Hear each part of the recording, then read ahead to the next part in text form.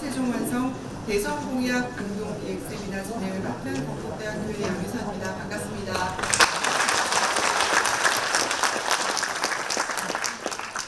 오늘 정말 꽉 채워주셨습니다. 큰 행사장을 꽉 채워주셨는데요. 21대 대선을 앞두고 세종시가 어느 때와 또 마찬가지로 정말 많은 관심을 갖고 있습니다. 이런 주목이 매 선거 때마다 있었고 이렇다 할 결실로 이어지지 못한 것이 현실인데요. 이제 더 이상 국가 균형 발전과 행정 수도 완성이라는 이 시대적 과업을 미룰 수가 없기에 여러분들도 관심을 많이 표현해 주신 것 같습니다. 오늘 학계, 정치권, 그리고 시민 여러분들의 공감대를 형성하는 차원에서 세미나를 마련하게 됐습니다. 많은 관심과 의지로 참석해 주신 오늘 기민 여러분들께 다시 한번 감사의 말씀을 전해 올립니다. 그럼 지금부터 세미나 시작하겠습니다. 내분 여러분 소개해 올릴 순서입니다. 한 분 한 분 소개해 올릴 때마다 큰 박수로 맞아주시면 감사하겠습니다.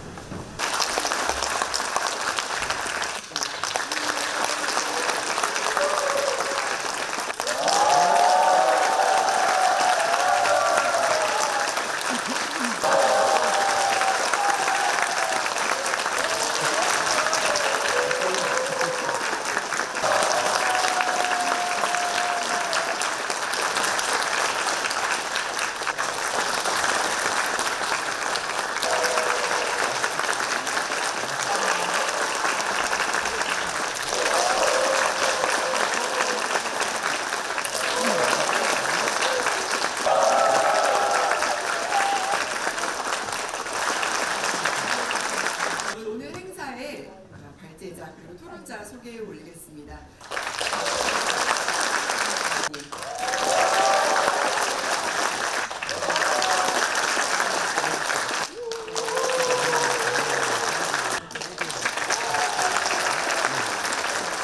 대회사부터 청해 듣겠습니다. 먼저 오늘 국가 균형 발전과 자치 분권을 위한 행정수도 세종 완성 대선 공약 공동기획 세미나에 참석해 주신 많은 분들께 깊은 감사의 말씀을 드립니다. 아울러 이번 세미나를 공동기획하고 준비해 주신 세종사랑 시민연합회 장동혁 의원실 그리고 지방자치TV에게 감사 말씀드립니다. 특히 오늘 각 정당에서 행정수도 세종 공약을 발표해 주실 의원님들께 또한 깊은 감사의 말씀을 드립니다. 오늘 우리가 함께 논의하게 될 행정수도 완성과 국토균형 발전은 단순한 지역 정책이나 특정 도시의 문제가 아닙니다. 이는 대한민국의 미래 구조를 재설계하는 중대한 과제로 수도권 1급 집중이라는 오랜 과제를 해결하고 전국이 상생하는 균형의 틀을 구축하기 위한 핵심적인 전략입니다. 세종시의 행정수도 완성은 국토균형의 물리적 상징이자 지방자치가 실질적으로 작동할 수 있는 제도적 기반을 마련하는 출발점이기도 합니다. 이를 통해 자치분권이 정신이 현장에서 실현되고 지역의 다양성과 창의성이 국가 전체의 경쟁력으로 연결될 수 있을 것입니다. 한국지방자치학회는 오랫동안 지방의 자율과 책임 그리고 중앙과 지방 간의 협력적 거버넌스를 강조해 왔습니다. 오늘 이 자리에서 논의되는 다양한 의견과 정책 제안이 실질적인 제도 개선과 입법으로 이어질 수 있도록 학회도 계속해서 적극적인 연구와 정책적 뒷받침을 이어가도록 하겠습니다. 오늘 이 자리가 단순한 담론을 넘어서 국가의 구조적 전환을 이끄는 실천적 논의의 장이 되기를 희망합니다. 바쁘신 와중에도 이 뜻깊은 자리에 함께해 주신 모든 분들께 다시 한번 감사드리며 여러분의 고견이 이 나라의 미래를 밝히는 기둥불이 되기를 기원합니다. 감사합니다.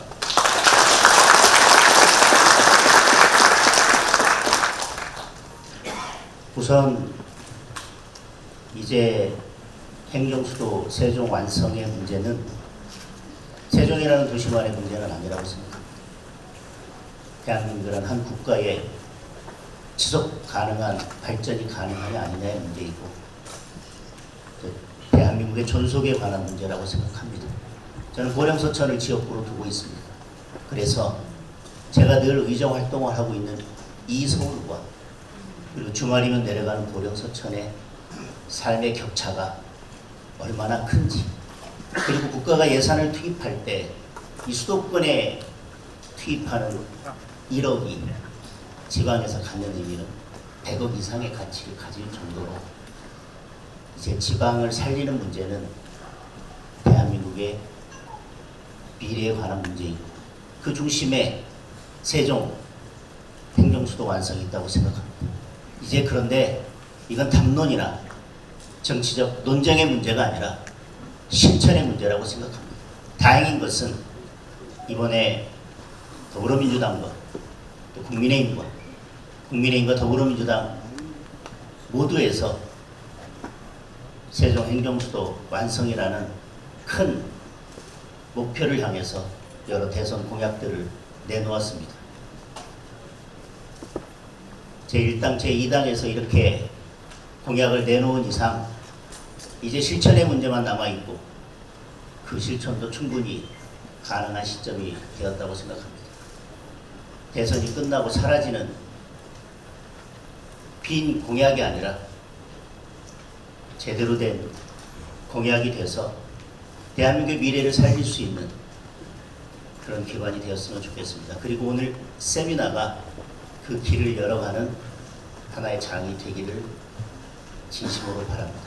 저는 세종사랑 시민연합회 회장 오영철입니다.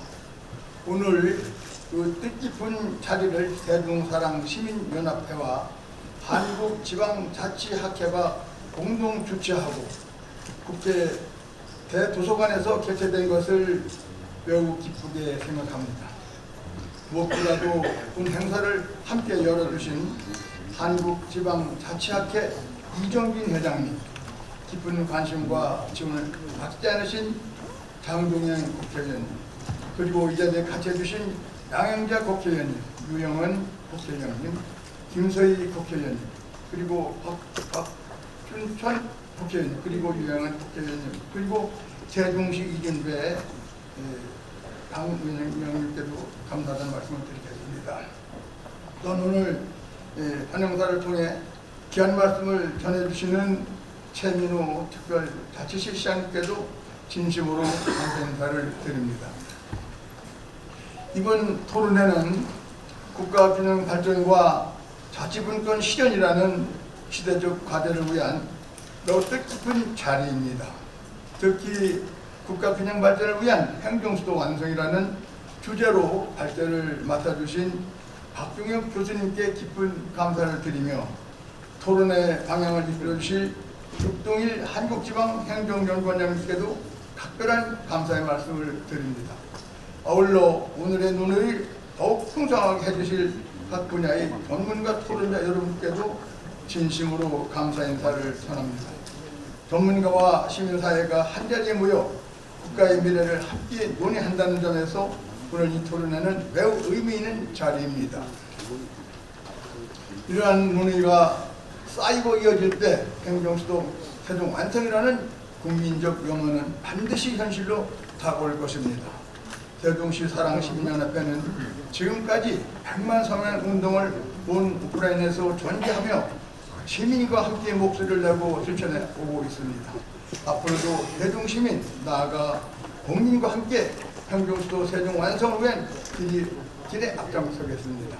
오늘 토론회가 실질적인 정책 대안과 국민적 공감대를 이끌어내는 소중한 기회가 되기를 기대하며 자리를 함께해 주신 모든 분들께 다시 한번 진심으로 감사 말씀을 드립니다. 오늘 이 뜻깊은 자리에서 환영사를 하게 된 것을 정말 영광으로 생각합니다. 존경하는 대회 기민 여러분, 그리고 이 뜻깊은 세미나를 준비해 주신 한국지방자치학회, 또 세종사랑 시민연합회, 또 장동영 개의원님, 지방자치TV에 우선 깊은 감사의 말씀을 드립니다. 그리고 환영사와 축사를 통해서 이 행정수도 완성에 큰 힘을 보태주고 계시는 권영걸 국가건축정책위원회 위원장님, 또 임정빈 한국지방자치회장, 세종시민사랑연합회 오영철 회장님, 그리고 오늘 한국행정학회 정광호 회장님도 오셨습니다. 그 기관님들도 우리 국민의힘에서 많이 와주셨네요. 우리 유영원 의원이 와주셨고, 또 또 김소희 의원님, 또 박충건 의원님, 최수진 의원님, 정말 감사합니다. 오늘 주차장을 맡으시는 동일을 교수님, 그리고 활제를 해주신 박종혁 교수님, 특별히 감사 인사를 드립니다. 오늘 양평자, 그리고 국민의힘 선대위원장님, 그리고 좀 잠깐 도착이 안 되셨나요? 더불어민주당에서는 이현수 선대본부장, 영창으로 행정수도에 관한 비전을 밝혀주시고, 그 개혁신당의 천하람 당대표한테 또 참석하실 의뢰인도 좀 늦어지신 것 같습니다. 저희 세종시에서는 지난 2월에 행정수도 및 자치분권 개혁 토론회를 당시 지방시대위원회가 해서 학계와 전문가 여러분께서 참여를 해주시고 개최된 바가 있습니다. 이구동성으로 세종시가 행정수도로서 지방분권과 국가균형 발전을 선도해야 하는데 너무나 늦었다. 20년 전에 발제된 이 프로젝트를 20년이 지나도록 진전이 안 되고 있는 게 너무 안타깝다. 해야 된다고 생각을 가지면서도 하지는 못하고 있던 것이 바로 행정수도 완성이라는 과제 아닌가 생각합니다. 어떻게 생각하면 선거 때마다 반짝 해야 된다라고 주장하는 목소리만 그렇지, 선거가 끝나면 추동력이 이루어지는 이것이 행정수도의 현수소 아니었나 생각합니다. 그럼에도 불구하고 이번은 좀 다르다라는 느낌을 가지고 있어요. 여러분들도 그렇게 생각하고 계시죠? 오늘 이 자리에 우리 세종시에서도 많은 시민 여러분들, 그리고 대선을 앞두고 계십니다만 충청권의 유권자 여러분들 많이 계시는데 이번은 좀 다를 것이다. 이번에 나오시는 다음 대통령 후보들께서는 해냈을 것 같다라는 느낌을 저희들이 강하게 가지고 있습니다. 우리 국회의원 맞으시죠? 맞죠? 천하람 대표님 맞죠? 마침 예기치 않은 대선입니다만 조기 대선을 치게 되면서 저희들은 그동안 각 당에 대한민국 100년 대계라는 계획을 전달했습니다. 100년 대계 행정수도만 있는 것은 아니겠습니다만은 그러나 100년 대계를 우리가 설계하면서 수도권 집중 문제를 빼놓고 나갈 수는 없다. 근데 수도권 집중 문제를 해결하는데 그것도 여러 가지 방법이 있지만 그래도 20년 전에 새로운 행정수도를 만들어서 비수도권으로 국가의 자원과 그리고 인력을 제공하는 이 과제야말로 이제는 더 늦어질 수는 없다라는 것이 그때의 결론이었고, 저 또한 그러한 많은 내용을 담아서 각 당에 전달한 바가 있습니다.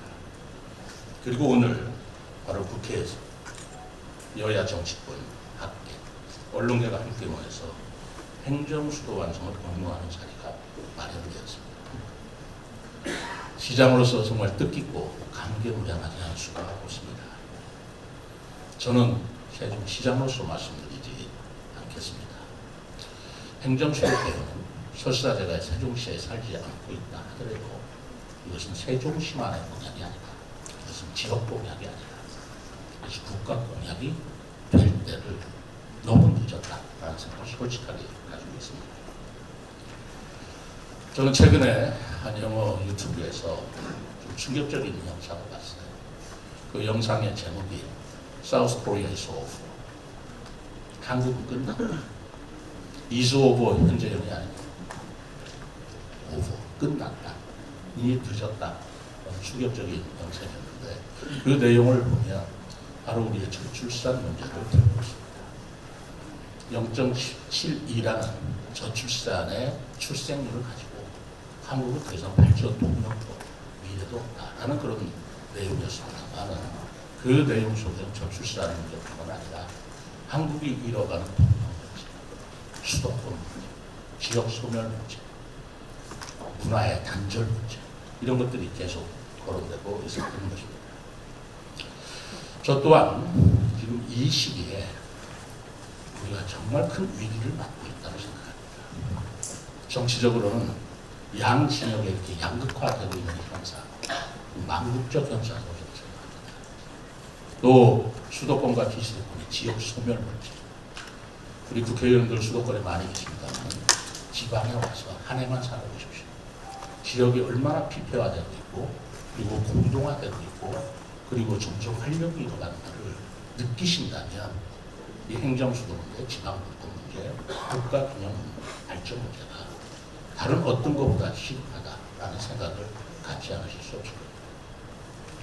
저는 바로 이 정책의 양극화 문제, 지역 소멸 문제, 그리고 저출산 고령화 문제야말로 말로만 문제라고 했지 해결책이 뾰족하게 나와지지 않은 정말 우리나라의 삼각파도에 휘말린 그런 현상 아닌가 생각합니다. 이러한 위기 속에서 우리가 돌파구를 마련할 때 가장 먼저 우선해야 될 것은 무엇이냐? 역시 불균형된 집중 문제를 해결하는 것이라고 생각합니다. 아까 사우스 코리아의 글로벌라는 영상에서 우리나라의 출생률이 현재 0.72, 24년도 기준입니다. 0.72라고 되어 있지만 서울의 출생률 전국에서 가장 낮습니다. 0.55입니다. 이런 서울에 자꾸 인구가 몰려들고 전원주민들이 산다고 할 때 대한민국 인구가 어떻게 되겠습니까? 라는 문제에서 비롯해서 우리는 바로 대통령실이나 국회의사당만 세종으로 옮기면 균형 발전이 이루어지고 지방분권만 생긴다라는 것도 믿을 수가 없습니다. 자원과 인력이 적절하게 균형 발전되는 그런 구조를 만들어야 된다고 생각합니다. 수평적으로는 국가 권력의 균형 분산이 이루어지고 그리고 국가적으로는 중앙과 지방 간의 바로 수직적인 분권이 저는 이루어져야 된다고 생각합니다. 저는 이것이야말로 대한민국 100년 대결을 리부팅하는 시대적 과제라고 생각합니다. 오늘 이 세미나에서 논의되는 행정수도 완성이라는 이런 명제, 저는 바로 우리나라가 여기서 주저앉느냐 아니면 더 나아갈 수 있느냐는 커다란 분수령을 이루는 고민이라고 생각합니다. 피크 코리아라는 말, 외국인들이 많이 칭찬하는 말로 쓰고 있습니다만 저는 그 말을 들으시더군요. 이제 절정에 올랐으니 이제는 추락할 길밖에 없다라는 의미가 내포화된다면 그것이야말로 우리가 두려워하는 단어가 되겠습니다. 정부를 해야 됩니다. 행정수도 완성이라는 새로운 정부를 통해서 대한민국과 그리고 젊은이들의 미래를 새롭게 열어주어야 된다고 생각합니다. 개헌 많이 말씀하십니다. 저는 개헌하고 행정수도라고 결부시킬 문제가 아니다라고 생각합니다. 이것은 법률 문제가 아닙니다. 헌법 문제가 아닙니다. 우리의 살길입니다. 그렇기 때문에 지금 각 당 대통령 후보들께서 대통령실과 국회 이전을 임기 내에 꼭 완성시키겠다는 그 정말 약속의 말씀을 너무나 믿음직스럽고 또 시대적으로 시의적절하다고 생각합니다. 오늘 세미나에서는 영재가 아니라 실행 가만을 찾아주실 걸로 기대합니다. 대통령실과 국회 이전을 어떻게 구체화할 것인지 그 실질적인 방안은 무엇인지 공연물이 아니고 정치적인 구호가 아니고 선거 때만 반짝이는 그러한 빌공약이 아니기를 바란다는 심정으로 오늘 모여 뜻이라고 저는 생각합니다. 20년 전 멈췄습니다. 20년 멈춰서 100년을 뒤집고 있는 건 아닌지 모르겠습니다. 보다 구체적이고 보다 실행적인 대통령실과 국회 이전, 그 이외의 공공기관 이전 이런 문제를 통해서 대한민국이 골고루 잘 사는 지방 분권, 국가균형 발전, 그리하여 우리가 막을 수 있는 지역수입니다. 그리하여 우리가 막을 수 있는 저출생 문제를 해결해 갈 것이라고 생각합니다. 다시 한번 오늘 발제를 해주시고 또 토론해 주실 유수한 우리 교수님들과 그리고 함께 입법 활동에서 힘을 보태 주실 대한민국을 이끌어나가시는 존경하는 국회의원 여러분 진심으로 감사의 말씀을 드립니다. 감사합니다. 이준석 대통령 후보 선대위 상임선대위원장을 맡고 있는 전하람입니다. 다시 한번 인사드리겠습니다.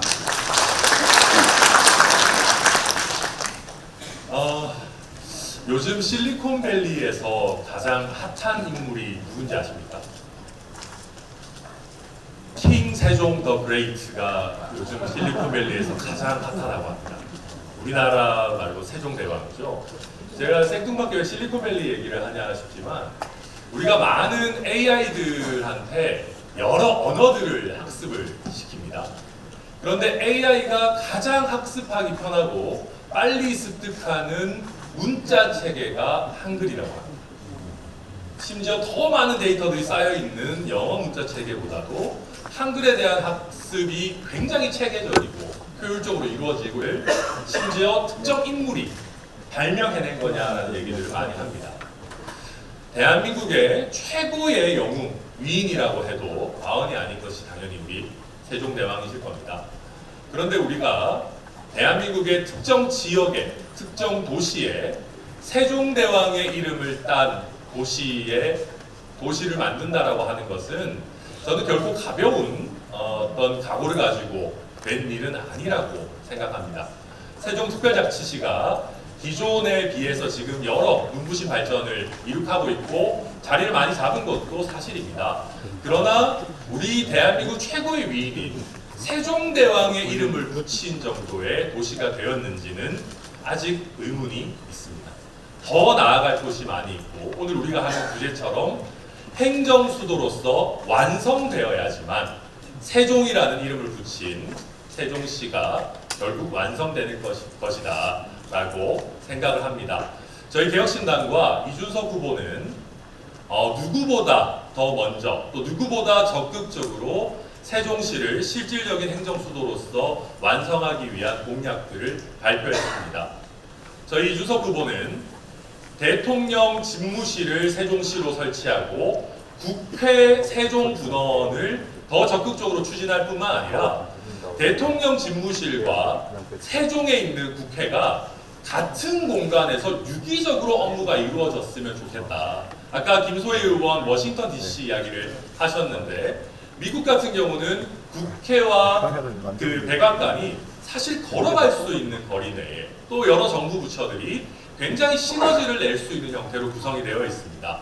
그런데 지금 우리 같은 경우는 세종이라는 거창한 이름을 걸고 세종시를 출범시켰지만 정부 부처는 대부분 세종에 있음에도 불구하고 결국 그들과 관련한 일들을 결정하는 대통령실과 국회가 서울에 있기 때문에 많은 세종시의 공무원 간부들이 KTX 안에서 시간을 허비하면서 그 간부들은 또 서울에 별도의 오피스를 놔두고 있는 그런 비효율이 초래되고 있는 것이 사실입니다.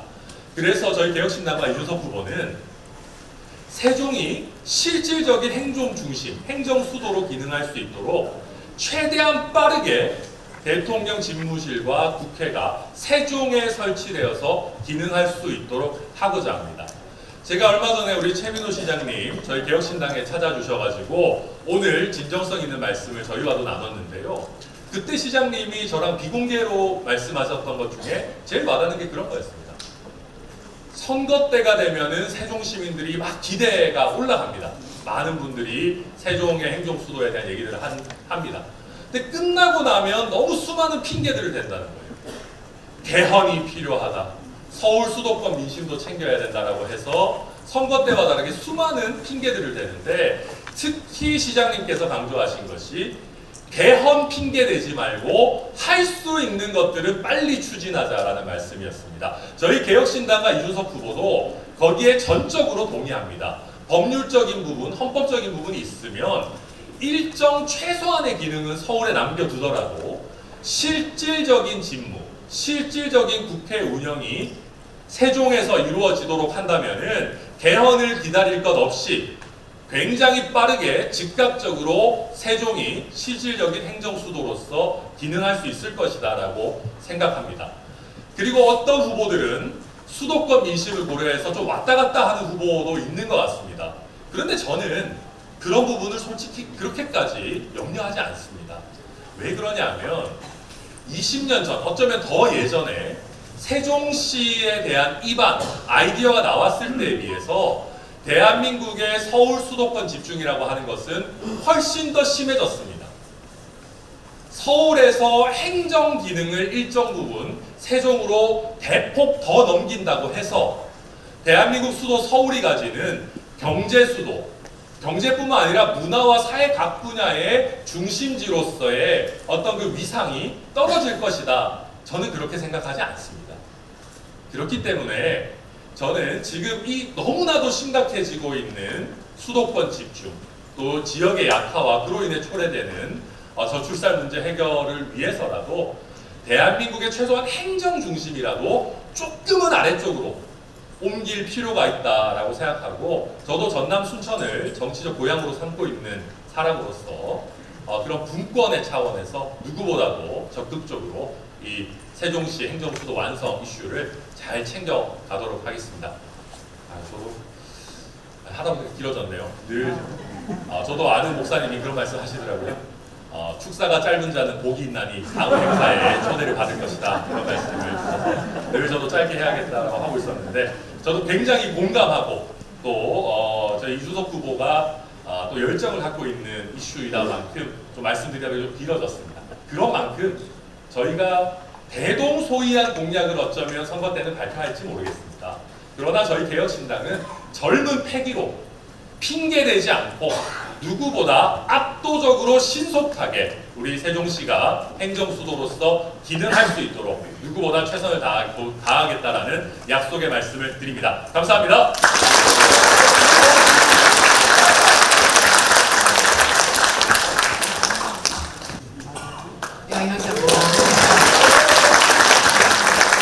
최민호 시장님 여기서 뵈니까 너무 반갑습니다.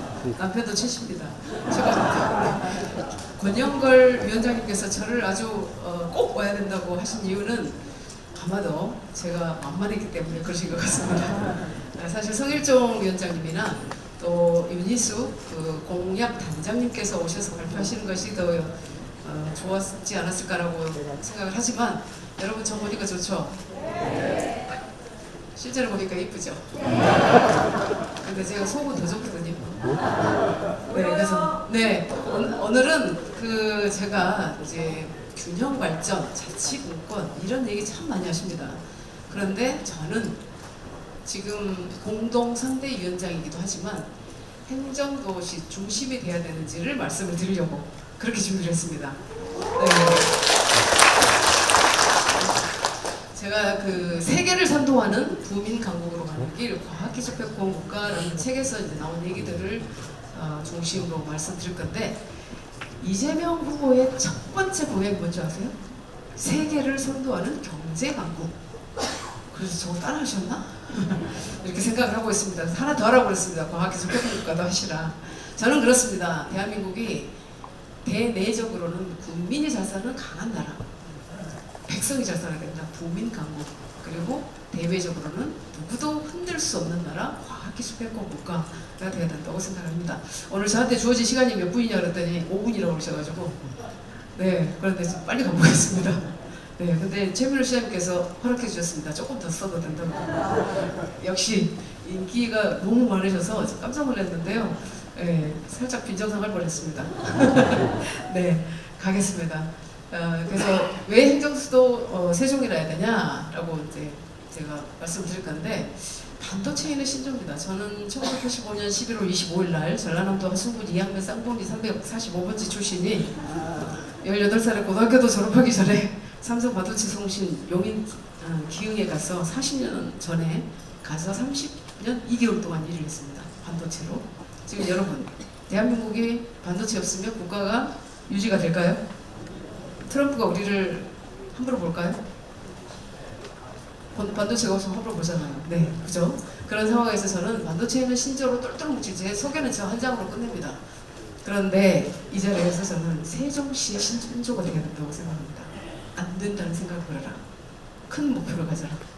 일에 착수하면 물 건너려져라. 지나칠 정도로 정성을 다하라. 이유를 찾기 전에 자신 속의 원인을 찾아라. 겸손하고 친절하게 행동하라. 서적을 읽고 자료를 뒤지고 기록을 남겨라. 무엇이든 숫자로 파악하라. 철저하게 습득하고 지시하고 행하라. 항상 생각하고 연구해서 신념을 가져라. 세종시의 신조. 라고 생각을 합니다. 예, 김문수 우리 후보님께서 어제 충청을 찾아서 대통령실 국회 세종시에 이전하겠다. 행정수도 세종시 완성을 위해 개헌 추진과 별도로 대통령실과 국회 이전을 우선 추진하여 실질적 행정수도로 건설하고 개헌을 통해 명실상부한 행정수도로 완성시키겠다. 라고 어제 약속을 하셨어요. 박수 한번 주세요. 이제 우리는 무엇을 해야 되냐면 저것을 딱 찍어놓고 있다가 약속을 지키는지 안 지키는지 봐야 됩니다. 아셨죠? 여러분들이 그거 하시려고 이 자리에 와 계십니다. 이 중요한 시간에. 그래서 CTX 반드시 실현하겠다 이런 말씀도 하셨었는데 저 말씀을 어저께 5월 12일 날 가셔서 하셨습니다. 잘 안 보이시겠지만 2025년도 이 대통령 대선 공약 중에 네 번째에 우리 김문수 후보님의 GTX 전국의 GTX 시대에 그 안에 세종시가 중심이 된다는 게 들어있어요. 그래서 제가 최민호 시장님의 말씀도 제가 받아들여서 세종시를 앞으로 좀 꺼내라 이렇게 말씀을 드리고 있는데 우리 이재명 후보는 6번째 세종시를 5급 뭐라고 이렇게 돼 있어요. 세종시에 대한 얘기가 있습니다. 차라람 후보께서 열심히 얘기하고 갔는데 세종시가 아직 없어요. 네. 그래서 여기 와서 약속을 했기 때문에 여러분들이 확실하게 이제 감시 또 뒤에서 확실하게 추진될 수 있도록 추진체가 돼 주셔야 됩니다. 이재명 후보가 어저께 첨단 산업은 차기 정부 주요 과제다. 세계 1등 반도체 국가로 만들 것 이 얘기를 하셨어요. 저는 30년 제가 넘게 일을 했지만 반도체 일을 했지만 이재명 후보가 반도체 얘기를 하는 게 굉장히 낯설었습니다. 50시간도 제대로 안 해주시는데 어떻게 반도체 1등 국가로 만들라 이렇게 생각을 하고 있는데 제가 비판하러 나온 건 아닙니다. 공약을 얘기하러 나왔습니다. 네, 시진핑도 반도체만 얘기합니다. 왜 그러냐면 반도체가 우리가 얘기하는 AI, 데이터, 모빌리티, 2차전지, 바이오, 배터리, 커머스, 뱅킹 모든 산업의 기본이기 때문에 그렇습니다. 제가 그래서 이 AI도 세종시도 그 실리콘 기판이 없으면 불가능한 일들입니다. 그래서 대한민국이 그래서 반도체가 중요하다는 말씀을 제가 드리고 바이든 대통령도 이렇게 웨이퍼를 두고 있습니다. 그리고 우리 전 대통령께서도 저게 뭔지 알고 들으셨다고 저는 확신하고 있습니다. 네. 그런데 결국은 우리는 이 트럼프 2기에 저 트럼프의 관세 정책과 트럼프의 정책에 우리가 좌지우지되고 있어요. 그 좌지우지되고 있는 것을 우리가 최대한 막으려면 이 대한민국을 강한 국가로 만들어야 되는데 그 강한 국가로 만드는 첫 번째가 세종시의 역할이에요. 왜? 가장 중심에 있거든요. 보시겠어요? 자, 대한민국이 미중 사이에서 패권 전쟁을 아무리 해도 대한민국이 확실한 힘을 갖고 있으면 그들이 우리를 함부로 못하거든요. 전 세계에서 가장 강한 나라가 어딘지 아세요? 가장 함부로 할 수 없는 나라? 대한민국. 네. 확실하십니까? 무엇 때문에? 그렇죠. 저는 양도체입니다. 양도체. 네. 양쪽을 통하게 하려. 양도체. 그런데 우리가 미중 패권 시대에도 흔들리지 않고 우리의 목소리를 낼 수 있고 우리가 시진핑이든 트럼프든 좌지우지 할 수 있는 건 반도체 기술입니다. 그 반도체 기술이 AI도 가능하게 하고 앞으로의 모든 산업을 가능하게 하기 때문에 그렇습니다. 자, 치포 동맹에서 우리가 반도체 위력을 보셨죠? 시진핑이 저 미국의 바이든이 그때 그랬죠? 야, 저 미국을 생각해 보니까 미국은 아주 떨어져 있고 저쪽에 보니까 중국하고 한국하고 대만하고 일본이 함께 있어가지고 그 나라들이 힘을 합쳐버리면 우리 미국이 중국을 대항할 수 없겠네 이거잖아요. 그래서 미국이 저 테이블 오른쪽에 보세요. 중국 저리 빠지고 한국하고 대만하고 일본하고 좀 앉아보세요. 우리 치포 동맹하게 이러시잖아요. 근데 대만은 힘이 팍 있으니까 딱 앉아요. 이렇게 우리한테 뭐 하라는 거야? 근데 일본은 이제 막 또 반도체 시작하니까 우리 무슨 일 할까요? 이렇습니다. 근데 한국은 어때요? 앉지도 못하고 그렇다고 저쪽에 중국이 눈치가 보이잖아요. 이런 상황이거든요. 근데 아까 제가 강한 나라가 어디냐고 여쭤봤는데 네덜란드입니다. ASML이라는 그 장비 하나로 대한민국보다도 대만보다도 중국보다도 훨씬 강한 나라가 돼 있어요. 그래서 우리도 그런 나라가 되자라는 말씀을 잠깐 드리고, 결국은 나라를 지키는 신령한 무기, 나라를 지키는 신령한 산이 반도체다. 반도체 클러스터가 제대로 있으면 전쟁이 안 일어납니다. 이런 말씀을 드립니다. 지금 우크라이나 전쟁도 사실 반도체 클러스터가 있었으면 안 일어났을 겁니다. 못 일어납니다. 젤렌스키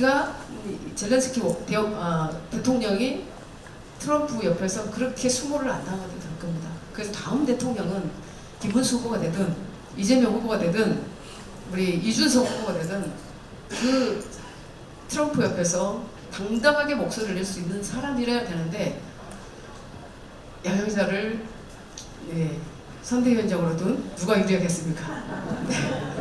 제가 이렇게 말씀을 드립니다. 그 반도체와 정보혁명에서 결국은 앞으로 엄청난 반도체 수요가 또 있을 수밖에 없어요.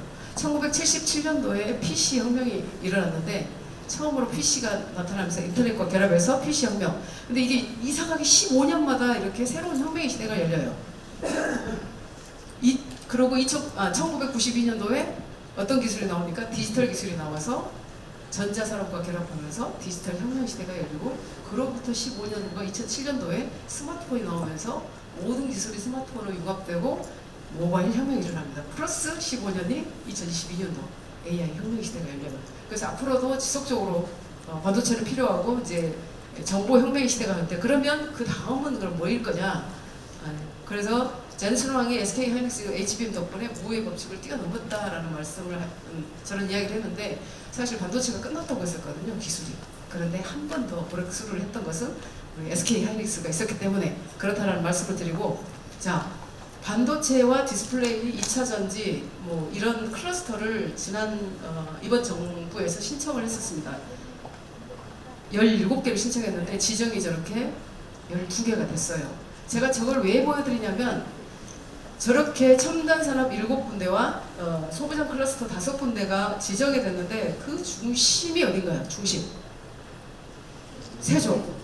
세종이 중심이 돼야 저걸 다 지원을 할 수가 있거든요. 비단 균형 발전과 지방자치 분권 이런 것만의 문제가 아니에요. 대한민국의 명운을 좌지우지하는 그 중심에 세종이 있기 때문에 여러분들이 이 자리에 와 계시는 겁니다. 네. 그래서 사실은 일론 머스크가 세상을 다 지배를 해버렸어요. 다. 무엇으로? 테슬라로 지구를 지배했죠. 그 다음에 저쪽에 오른쪽 위에 뭐죠? 보링 컴퍼니로 지하를 또 지배해버렸어요. 스페이스X로 위성을 지배했습니다. 그리고 마지막으로 뉴럴링크로 사람의 뇌를 지배하고 있거든요. 이런 시대에 앞으로 반도체는 훨씬 더 많이 필요해진다. 자, 볼까요? 자, AI와 이제 이런 사람의 머리를 비교를 했는데, 제가 국민의힘 대선 공약 중 세종시 이전에 대해 발표자를 좀 만들어줘. 오늘 여기 오려고 제가 이렇게 AI에다가 넣었습니다. 10초 만에 만들어낸 거 보실까요? 국민의힘 대선 공약 세종시 이전. 세종의 미래다. 세종시 이전 공약 개요. 이렇게 딱. 10초 만에 자기가 만듭니다. 자기가. 이전 추진 계획 1단계, 2단계, 3단계, 4단계 이렇게 하면 됩니다. 그리고 세종시는 국가균형 발전을 위한 중요한 기회가 되었지만 정부 기능에 뭐 집중을 해라 수도권 이후 집중 문제를 해결할 필요가 있다. 뭐 이렇게 국민의힘에서 얘기를 했고, 관련 사례도 이렇게 했고 통계도 냅니다. 세종시 이전 비용도 다 계산해 줍니다. AI가. 네, 지가 다 합니다. 10초 만에. 협력기관은 이런 단체가 있습니다. 그리고 세종시 이전 단계별 절차는 이렇습니다. 10초 만에 다 내주는 거예요. 이렇게. 한 20페이지에서 제가 몇 페이지만 갖고 온 겁니다. 자, 세종시 이전 정책 추진 목표 이렇게 됐습니다. 사는 필요 없어요. 제가 조금 아까 앉아서 챗 GPT 딥 리서치에다가 세종시의 행정수도가 왜 돼야 돼? 라고 물어봤거든요. 지금까지 이야기하신 분들 얘기 다 있습니다. 그래서 그것만 보시면 돼요. 그리고 국회의원 300명 필요 없습니다. 딱 250명 정도만 있으면 될 것 같아요. 보좌관요? 정말 보좌관님들 필요 없을 것 같아요. 죄송합니다. 네, 저는 요거 하나만 있으면 될 것 같아요. 그런 시대가 돼버렸어요. 그래서 세종시 이전으로 하면 완전히 새로운 패러다임의 행정 수도가 만들어질 거라는 것을 우리 최민호 시장님께서도 너무나 잘 준비를 하고 계실 거라고 생각합니다. 2004년부터 된 일이 왜 20년 동안 안 됐냐? 왜? 근본을 저는 건드려야 된다고 생각합니다. 국가 균형 발전이 아니라 대한민국을 대한민국으로 이 긴장의 시대에 대한민국으로 제대로 지키려면 세종의 역할이 중요하다라는 말씀을 드리고요. 세종시 이전과 타 정책 간의 비교도 이렇게 해줍니다. 이전의 기대 효과도 이렇게 얘기해 줍니다. 놀랍지 않습니까? 제가 자세하게 얘기 안 드립니다. 네, 사람이 하는 것보다 훨씬 AI가 다 똑똑하게 해줍니다. 이전 정책의 핵심 내용도 다 이렇게 얘기해 줍니다. 볼까요? 정책 추진 단계도 이렇게 저희가 다 해줍니다. 그리고 국내의 대선 공약에서 세종시 이전에 대한 찬성 53.9%, 반대가 34.3%. 자, 그런데요, 다 찬성할 것 같죠? 그렇지 않습니다. 지금 세종 서울 고속도로가 이렇게 뚫리지 않습니까? 이러다 보니까 수도권에 저 서울을 제외한 이 수도권은 절박합니다. 또 그래서 구리로 이 국회의사당을 옮기자라는 운동이 일어나고 있어요. 그거 아닌 것 같습니까? 근데 구리로 저 조그만 구리로 이동을 하면 남양주, 그 다음에 저기 하남, 성남, 과천 요 주변 도시가 다 살아난다. 그래서 반대가 있을 수밖에 없어요. 이런 것들을 철저하게 치밀하게 연구해서 분석해서 오늘 학회에서 말씀해 주실 분들을 말씀해 주셔야 될 것 같습니다. 저 지금 구리 시민들이요 전체가 다 사인을 받고 있습니다 지금. 근데 그걸 저기 남양주 의정부까지 다 하고 있어요. 그러면 또 어떤 일이 발생해요? 또 털컥 어렵습니다. 그래서 이런 부분까지도 다 해주십사 하고, 그리고 이제 이 레이커즈와의 특이점이 온다는 다 보셨지만 앞으로 기술의 발전이 2045년도까지 갈 때 어떤 일이 발생하냐면 사람이 죽지 않습니다. 눈이 나쁘면 눈 갈면 되고요. 귀가 나쁘면 귀 갈면 돼요. 심장 갈면 되고 이빨 다 갈아 끼우면 되고 최종적으로 뇌 갈아 끼우면 되거든요. 그러면 최민호 시장님 150살까지 살 수가 있어요. 정말. 그래서 앞으로 20년 이렇게 생각하지 마시고 확실하게 해서 진짜로 그 세종시의 미래를 확실하게 책임져 주셨으면 좋겠습니다. 네. 그리고 젠슨 왕도 이런 얘기를 했었죠. 이제는 저 로봇에다가 뇌만 박으면 사람하고 똑같아진다. 네, 거기까지 거의 가고 있습니다. 그러니까 우리가 모르는 사이에 우리의 기술은 너무나 많이 발전되고 있고 대한민국은 그 중심에 전 세계 중심에서 해야 된다. 자, 거의 마지막입니다. 글로벌 반도체 최강 국가가 그럼 어디 해야 되느냐? 아까 워싱턴 얘기했죠. 미국의 서부 실리콘밸리, 그 다음에 저쪽에 보스턴 이런 해안은 다 이민자들이 와가지고 다 차지를 해버렸어요. 근데 그 중심에 워싱턴에서 입법과 행정이 확실하게 미국을 쥐고 가고 있거든요. 그게 그 역할이 어디예요? 세종입니다. 세종. 근데 만약에 통일이 되면 다시 여의도로 와야 될 수는 있지만 저는 지금은 세종이라는 말씀을 드립니다. 이렇게 세종 얘기하고 있으면 저 광주 출신인데 광주 분들이 저한테 이제 돌멩이 던지고 난리 납니다. 너는 뭐 광주 출신이 가가지고 세종 용변천가 부르고 있냐? 뭐 하시면서. 그래도 저는 세종입니다. 글로벌 최강 국가가 미국이냐 일본이냐 그리고 한국이냐 중국이냐 대만이냐 전부 다 이런 이제 첨단 산업 클러스터를 전 국가에 배치를 한 다음에 그것을 컨트롤할 수 있는 지역이 어디냐. 그게 효율화. 그리고 사람들도 이제 세종시가 이제 제대로 되려면 일자리뿐만 아니라 교육, 그다음에 주거, 의료, 그다음에 교통, 문화 여기까지 다 돼야 돼요, 시장님. 그래서 네 아시겠죠? 네 우리 젊은이들이 내려가서 살기 좋게 그렇게 하시면 돼요. 네 그래서 반도체 이제 수도 글로벌 반도체 수도가 어디냐? 제가 용인으로 갔기 때문에 용인을 얘기했는데 사실은 세종은 우리 대한민국의 첨단 산업 클러스터를 전체를 다 아우르면서 전체를 오가나이즈하고 최민호 시장님이 어쩌면 다음에 대통령이 나오시고 될 수도 있어요. 네. 제가 청기 누설했나요? 거의 마지막입니다. 그래서 저는 이제 양무, 호남, 신무 국가라고 제가 호남 출신이니까 호남 없이 세종 아니 국가 없다인데 저때 적을 업신여기면 반드시 피한다. 그 적은 내부의 적도 있고요, 외부의 적도 있습니다. 그리고 한 사람의 길목을 제대로 지키면 1000명을 다르게 만들 수 있다. 그게 이순신 장군의 어록인데, 저는 양무, 세종, 신무, 국화, 그런 마음으로 여러분들이 제대로 지키는 한 사람이 되어주시길 바라면서 마치겠습니다.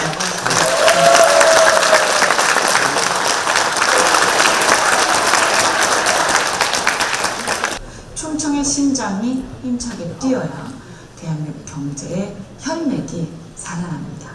수도권 집중으로 지역이 소외되고 기회가 편중되고 있어서 많은 국민들이 걱정하고 있습니다. 그래서 우리 더불어민주당에서는 국가가 나서서 균형 발전을 선택이 아닌 생존의 문제를 인식하고 확실하게 특히 충청도를 중심으로 해서 이 문제를 해결하고자 합니다. 충청에 맞는 산업을 배치하고 과감한 투자로 새로운 미래를 만들어야 한다고 생각하는데요. 그 중에서도 특히 세종시에 대해서 명실상부한 행정수도로 키우겠다, 육성하겠다, 이런 계획을 발표한 바가 있습니다. 지금까지도 물론 세종시가 행정복합도시로서 개발도 해왔고 또 기능도 어느 정도는 해왔습니다만 여전히 뭔가 완성되지 않은 상황 속에 놓여 있어서 우리 세종시 시민들이라든가 국토의 균형 발전을 걱정하는 많은 국민들에게 걱정을 끼쳐왔던 게 사실입니다. 세종을 행정수도의 중심으로 이제는 완성을 해야 할 때라고 생각합니다. 그래서 제2차 공공기관 이전을 조속히 추진하겠다라고 저희는 약속을 드립니다. 특히 국회 세종의사당과 대통령 세종집무실을 차기 대통령의 임기 내에 건립할 것입니다. 국회 본원과 대통령 집무실의 세종시의 완전한 이전도 그 이후에 사회적 합의를 거쳐서 함께 추진하겠다라는 생각을 말씀을 드립니다. 그러니 어쨌든 임기 내에는 우선 세종의사당 그리고 세종집무실 건립해서 형식적인 부분들을 완성을 하고요. 다시 말씀드려서 완전한 이전, 그러니까 국회의원 본원까지 대통령의 어떤 서울에 있는 집무실의 완전한 이전도 추진을 할 텐데, 이 부분은 아까 말씀드린 세종의사당과 세종집무실의 임기내 건립하고는 또 조금 다른 결이라서 이 부분은 굉장히 큰일이지 않습니까? 그래서 이 부분 완전한 이전을 우리가 추진하되 사회적 합의를 거쳐서 추진하겠다, 이렇게 생각하고 있습니다. 무늬만 어떤 행정수도가 아니라 실질적 기능을 갖춘 완전한 행정수도로서의 완성, 이것이 저희가 지향하는 바입니다. 차기 정부에서 이 문제에 대해서 심혈을 기울여서 확실하게 해결하겠습니다. 감사드립니다. 제가 한 거는 지금 가져보고 계신 자료는 저희 학자들이 많이 이제 어떤 세미나 할 때 보면은 그 논문 쓰셨습니다. 그래서 저도 이제 어떤 서론 결론을 해서 근거를 가지고 작성을 한 건데, 그걸 참조를 하시고 제가 그걸 정리를 해서 이 PPT로 따로 만들었습니다. 초기에 만들고 나서 지금 계속 이 행정수도에 관한 내용으로 해서 각 당에서 발표를 하는데 그 내용도 조금 해달라고 해서 정리를 했었는데 그거는 이제 스킵을 하고 왜 행정수도가 필요한가라고 하는 문제제기, 그리고 어떻게 해야 되느냐라고 하는 방법론적인 측면, 행정수도라고 하는 것이 노무현 정부 그 이전에는 박정희 대통령부터 시작하지만 이제 노무현 정부 시대로부터 해서 관습헌법이라고 하는 것, 그러니까 지금 현재 안 되고 있는 가장 큰 이유가 헌법에서 그런 관습헌법으로 인해서 안 된다라는 조항 때문에 안 되는 것이라고 알고 있습니다. 그러다 보니까는 계속 진행이 되어 왔고 현재 그 40만 정도의 행정수도를 중이 살고 있고 앞으로 계속 진행될 거라고 생각합니다. 지금 아까 전에 3당 그리고 다른 모든 후보들이 다 교육을 했기 때문에 그건 충분히 가능할 거라고 생각합니다. 제가 말씀드리고자 하는 것은 어떤 학술적인 내용보다 여기 계신 저희 시민들이 이렇구나라고 하는 그 개념을 알고 있고 상식적으로 알고 계시면 좋을 것 같다는 생각이 들었습니다. 지금 보여드린 자료는 1966년부터 시작해서 2024년까지 우리나라 기초지자 시군구에 관한 인구 규모를 각 지역별로 나눈 겁니다. 내용을 보시면은 그 1966년도에는 수도권부터 시작해서 각 지역이 골고루 있었습니다. 그런데 그게 지방자치가 실시되고 부활한 1994년에는 수도권으로 많이 집중이 됐죠. 그런데 2024년 작년도 내용도 엄청나게 많이, 그러니까 이만큼 수도권으로 많이 집중됐다. 그래서 수도권이 과밀화되고 지역이 소멸이 된다라고 하는 것을 표로서 간략하게 나온 내용입니다. 인구를 보면은 수도권 인구, 경기, 서울이 전체 인구에 엄청나게 많은, 그러니까 많다라고 하는 개념을 그래프로 나타내 보니까 엄청난 차이가 났죠. 그리고 그 그래프를 지도상으로 보면은 이게 카토그램이라고 하는 건데 그 지역의 인구가 몇 명 있냐는 걸 가지고 그 땅덩어리로 따져보니까는 엄청나게 균형적으로, 불균형적으로 생겼는 자료가 있는 겁니다. 그래서 이런 부분이 지금 우리나라가 이런 상황이다라고 하는 것을 알 수 있을 것 같습니다. 그리고 최근에 많이 본 자료지만 앞으로 우리가 지역이 얼만큼 소멸되느냐라는 걸 전문가들이 분석을 해서 빨간 부분이 그 소멸하는 내용입니다. 그러면은 2117년도에는 우리나라는 모두 다 빨갛고 서울과 세종만 거의 노란색으로 했습니다. 이만큼 위기다라고 하는 것. 같은 개념으로 카토그램 보면 불균형적으로 수도권만 엄청나게 거대해지고 나머지는 다 작아지는, 이게 지금 준비하지 않으면 이대로 갈 거다라고 하는 걸 인식해야 된다라고 생각을 합니다. 그리고 이게 인구뿐만 아니라 이제 지역의 경제가 어떠냐, 우리가 많이 얘기할 때 지역 총생산, 그 지역에서 얼마큼 많이 생산하냐라는 걸 볼 때 2015년부터 시작해서 수도권과 비수도권이 차이가 나기 시작했습니다. 그게 계속 늘어나고 있습니다. 이게 지금 우리나라의 현실입니다. 그리고 그것이 인구로 봐서도 수도권과 비수도권의 청년층, 가장 중요한 일을 생산하고 앞으로 미래를 위해서 또 지역의 출산을 위해서 25세부터 34세 보면은 수도권이 많이 늘어나고 나머지 지역은 줄어듭니다. 그 특이한 건 요 지역 같은 경우에는 그 제주도 같은 경우에 2015년부터 2020년까지 좀 늘어났습니다. 우리 얼마 전에 제주도 이주 제주 한 달 살 그런 게 많이 있었는데 그런 게 아마 표로 나타난 것 같습니다. 어떻든 지역은 소멸되고 있고 수도권은 늘어나고 있다라고 하는 것이고, 이 표는 그 위에 있는 표는 수도권과 비수도권의 불평등을 얼마큼 차지하냐, 그리고 밑에 있는 거는 비수도권, 수도권 외의 다른 지역에서의 불평등 수준이 얼마큼 됐냐. 그러면은 두 개가 서로 반비례합니다. 수도권과 비수도권이 불평등이 심하다. 그러면은 지역에서 더 불평등이 소멸이 되고 있어요. 그래서 낮은 수준, 불평등가 낮아지고 있어요. 그러니까 여기 나왔죠. 수도권과 비수도권 격차가 확대될수록 지역 소멸 위기가 더 커진다라고 하는 것이 데이터로 나왔습니다. 그래서 여러분들이 이제 돌아가셔갖고 수도권, 비수도권 얘기할 때 이 수도권을 집중하면 할수록 비수도권은 그 불평등 지수가 더 높아진다라고 하는 걸 표로 나타냈다는 것이죠. 그리고 지금 가장 많이 하는 게 각 나라별로 보면은 예를 들어 한국, 일본, 프랑스, 영국, 미국, 독일 전 세계를 이끌어가는 주요 국가의 수도권 집중도, 한국이 엄청나게 높습니다. 다른 나라보다. 지금 아까 얘기한 미국 워싱턴 같은 경우는 인구 밀도가 1.8, 그리고 GDP가 1.7, 국토면은 0.2입니다. 우리는 전체로 보면 다른 나라보다 엄청나게 많이 수도권으로 집중이 돼 있다. 이 문제를 해결하지 않고 나서는 대한민국의 경쟁력이 향상되지 않는다라고 하는 걸 수치로 나타냅니다. 그래서 이제 그러면 수도권이 뭐냐라고 하나 여기 학술적으로 얘기하면 그 나라의 국가의 최고 책임자가 있는 곳이라고 정의가 되고 있습니다. 그래서 상징이고 또 수도권이라고 하는 입법상 행정 이런 것이 다 모여 있는 곳이다 라고 정의를 낼 수 있죠. 그런데 지금 우리가 그 세종시 같은 경우는 행정수도를 하고 한다고 얘기했는데, 그럼 행정수도가 뭐냐라고 했을 때 행정 업무를 하는 것, 입법, 사법, 행정. 그러면 행정수도가 되면 뭐냐? 행정이 효율화되고 국가 운영이 효율화되고 그리고 수도권 과밀 해결되고 지역 균형 발전이 된다라고 하는 개념. 그래서 이거는 앞으로 미래적으로 전략적으로 접근해야 된다라고 하는 것이 행정수도의 의미다라고 하는 것이죠.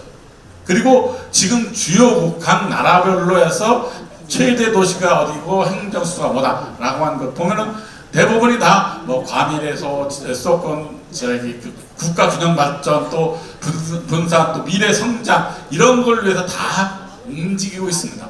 우리도 이런 트렌드에 맞춰서 행정수도 이전해야 된다라는 논리를 펴야 된다고 생각합니다. 뭐 국가 균형은 지역 간의 균형을 발전을 해야 된다라고 하는 내용도 전국 골고루 잘 살아야 된다라고 하는 목적. 그리고 그런 걸 위해서 각 나라별로 다 균형 정책을 펴고 있고 우리도 이제 그런 균형 정책을 펴야 된다. 그 일환 중에 하나가 행정수도 이전이다라고 하는 것.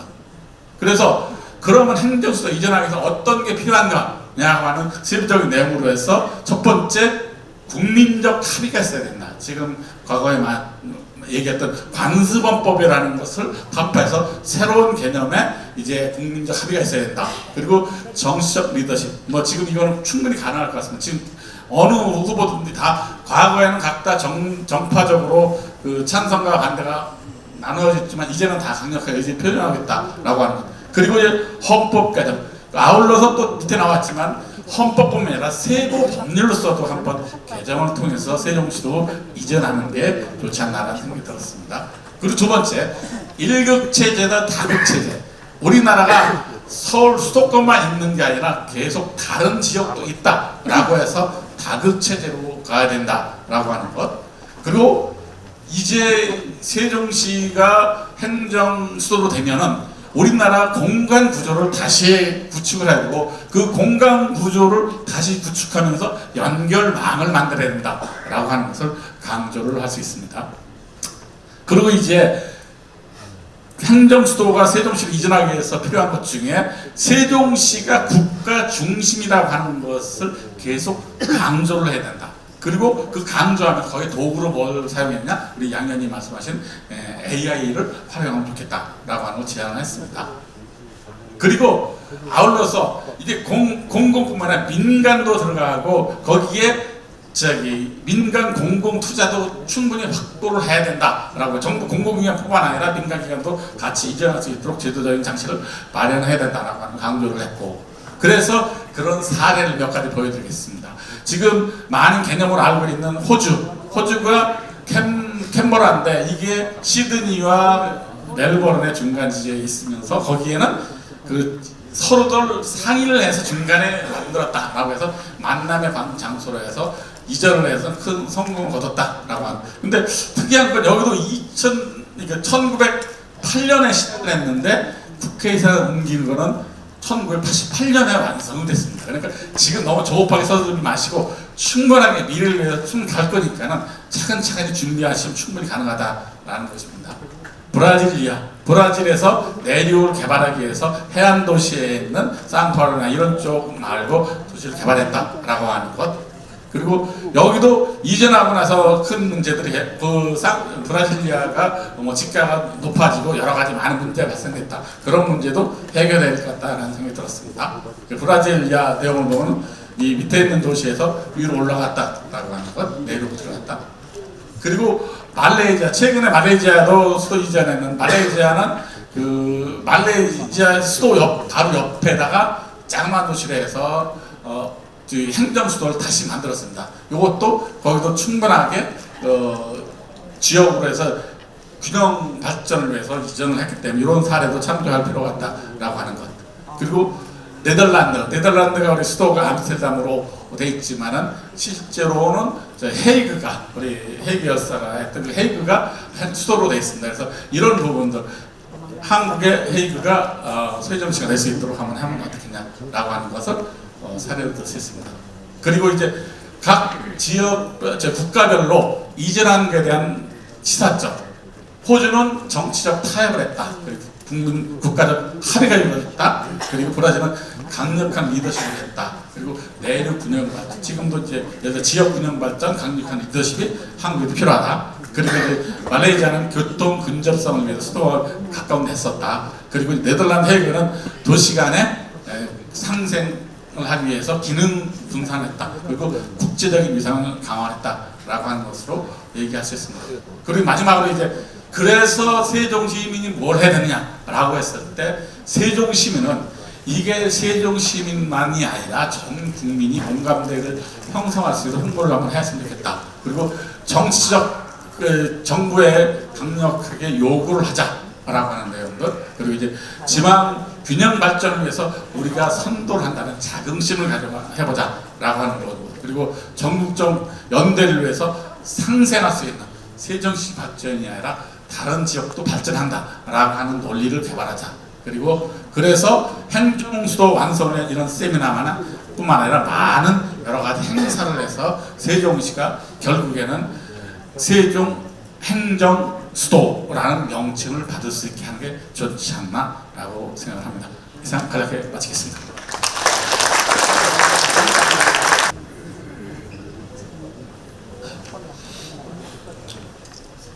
한 20년 동안 우리 최민호 시장님과 함께 고비고비마다 신행정수도 특별법이 제정될 때, 또 이어서 2004년에 위헌 판결을 받을 때, 또 2010년에 세종시 수정안이 나왔을 때, 또 세종시가 출범할 때, 이렇게 고비고비마다 이 자리에 와 있었습니다. 그래서 오늘 모처럼 이 자리에 와 보니까 좀 감회가 새롭고, 또 이번에야말로 세종시를 완성하는 결정적인 우리가 계기를 만들어야 되겠다, 이렇게 생각을 합니다. 앞서 말씀하신 바와 같이 이제 자료도 잘 정리가 되어 있고 AI도 우리 편입니다. 근데 AI가 모르는 사실이 있어요. 우리가 그동안 꾸준히 희망 고문 속에 우리 세종 시민을 비롯해서 많은 분들의 속이 다 타버렸는데 그 사실은 AI가 모르더라고요. 그래서 오늘 그 답답한 마음을 토론자들을 모시고 그러면 이 중요한 이 행정수도를 어떻게 현실화할 것인지, 난관에 봉착한 이 위기를 어떻게 극복해서 기회를 만들 것인지, 이 부분이 이제 결론적인 우리 전문가들의 고언이 될 것 같습니다. 시간이 없어서 제 말씀은, 하고 싶은 말씀은 많습니다만 말씀은 제가 줄이고 우선 지정 토론자분들 4분 말씀을 듣는데 충분히 시간을 못 드리겠습니다. 5분 정도만 임팩트 있게 결론적으로만 말씀을 주시면 방청석 분들의 고변을 듣는 시간이 조금은 허용될 것 같습니다. 오늘 4분이 오셨는데 우선 소개해 드릴게요. 중앙일보의 강찬호 논설위원님 오셨습니다. 세종연구원의 김웅주 연구위원님 오셨습니다. 한국대학의 신종호 교수님 오셨습니다.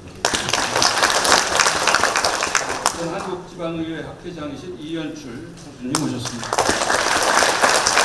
저는 소개해드린 순서대로 중앙일보의 강찬호 위원님부터 토론을 듣겠습니다. 5분만 허용하겠습니다. 네, 감사합니다. 지금 저 47분이니까요. 52분까지 정확히 하도록 하겠습니다. 오늘 이런 귀한 자리를 마련하시고 또 저같이 이렇게 전문가도 아닌데 초청해주신 최민호 시장님하고 세종시 관계자 여러분, 그리고 오늘 또 여기 조명하신 학계 전문가 여러분께 감사 말씀드리고요. 오늘 너무 좋은 발제이기 때문에 뭐 제가 따로 특별히 태클을 걸 건 전혀 없고, 조금 좀 보론을 하나 말씀드릴 거는 헌법적인 논란 부분입니다. 오늘 교수님께서 말씀하신 부분은 결국 핵심 법적 과제, 행정수도 완성하려면은 바로 2004년 문제의 위헌 결정, 헌법 논란이 있는데 이걸 근본적으로 해소를 해야 된다. 해서 이제 말씀하신 게 뭐냐면 결국은 개헌을 하자.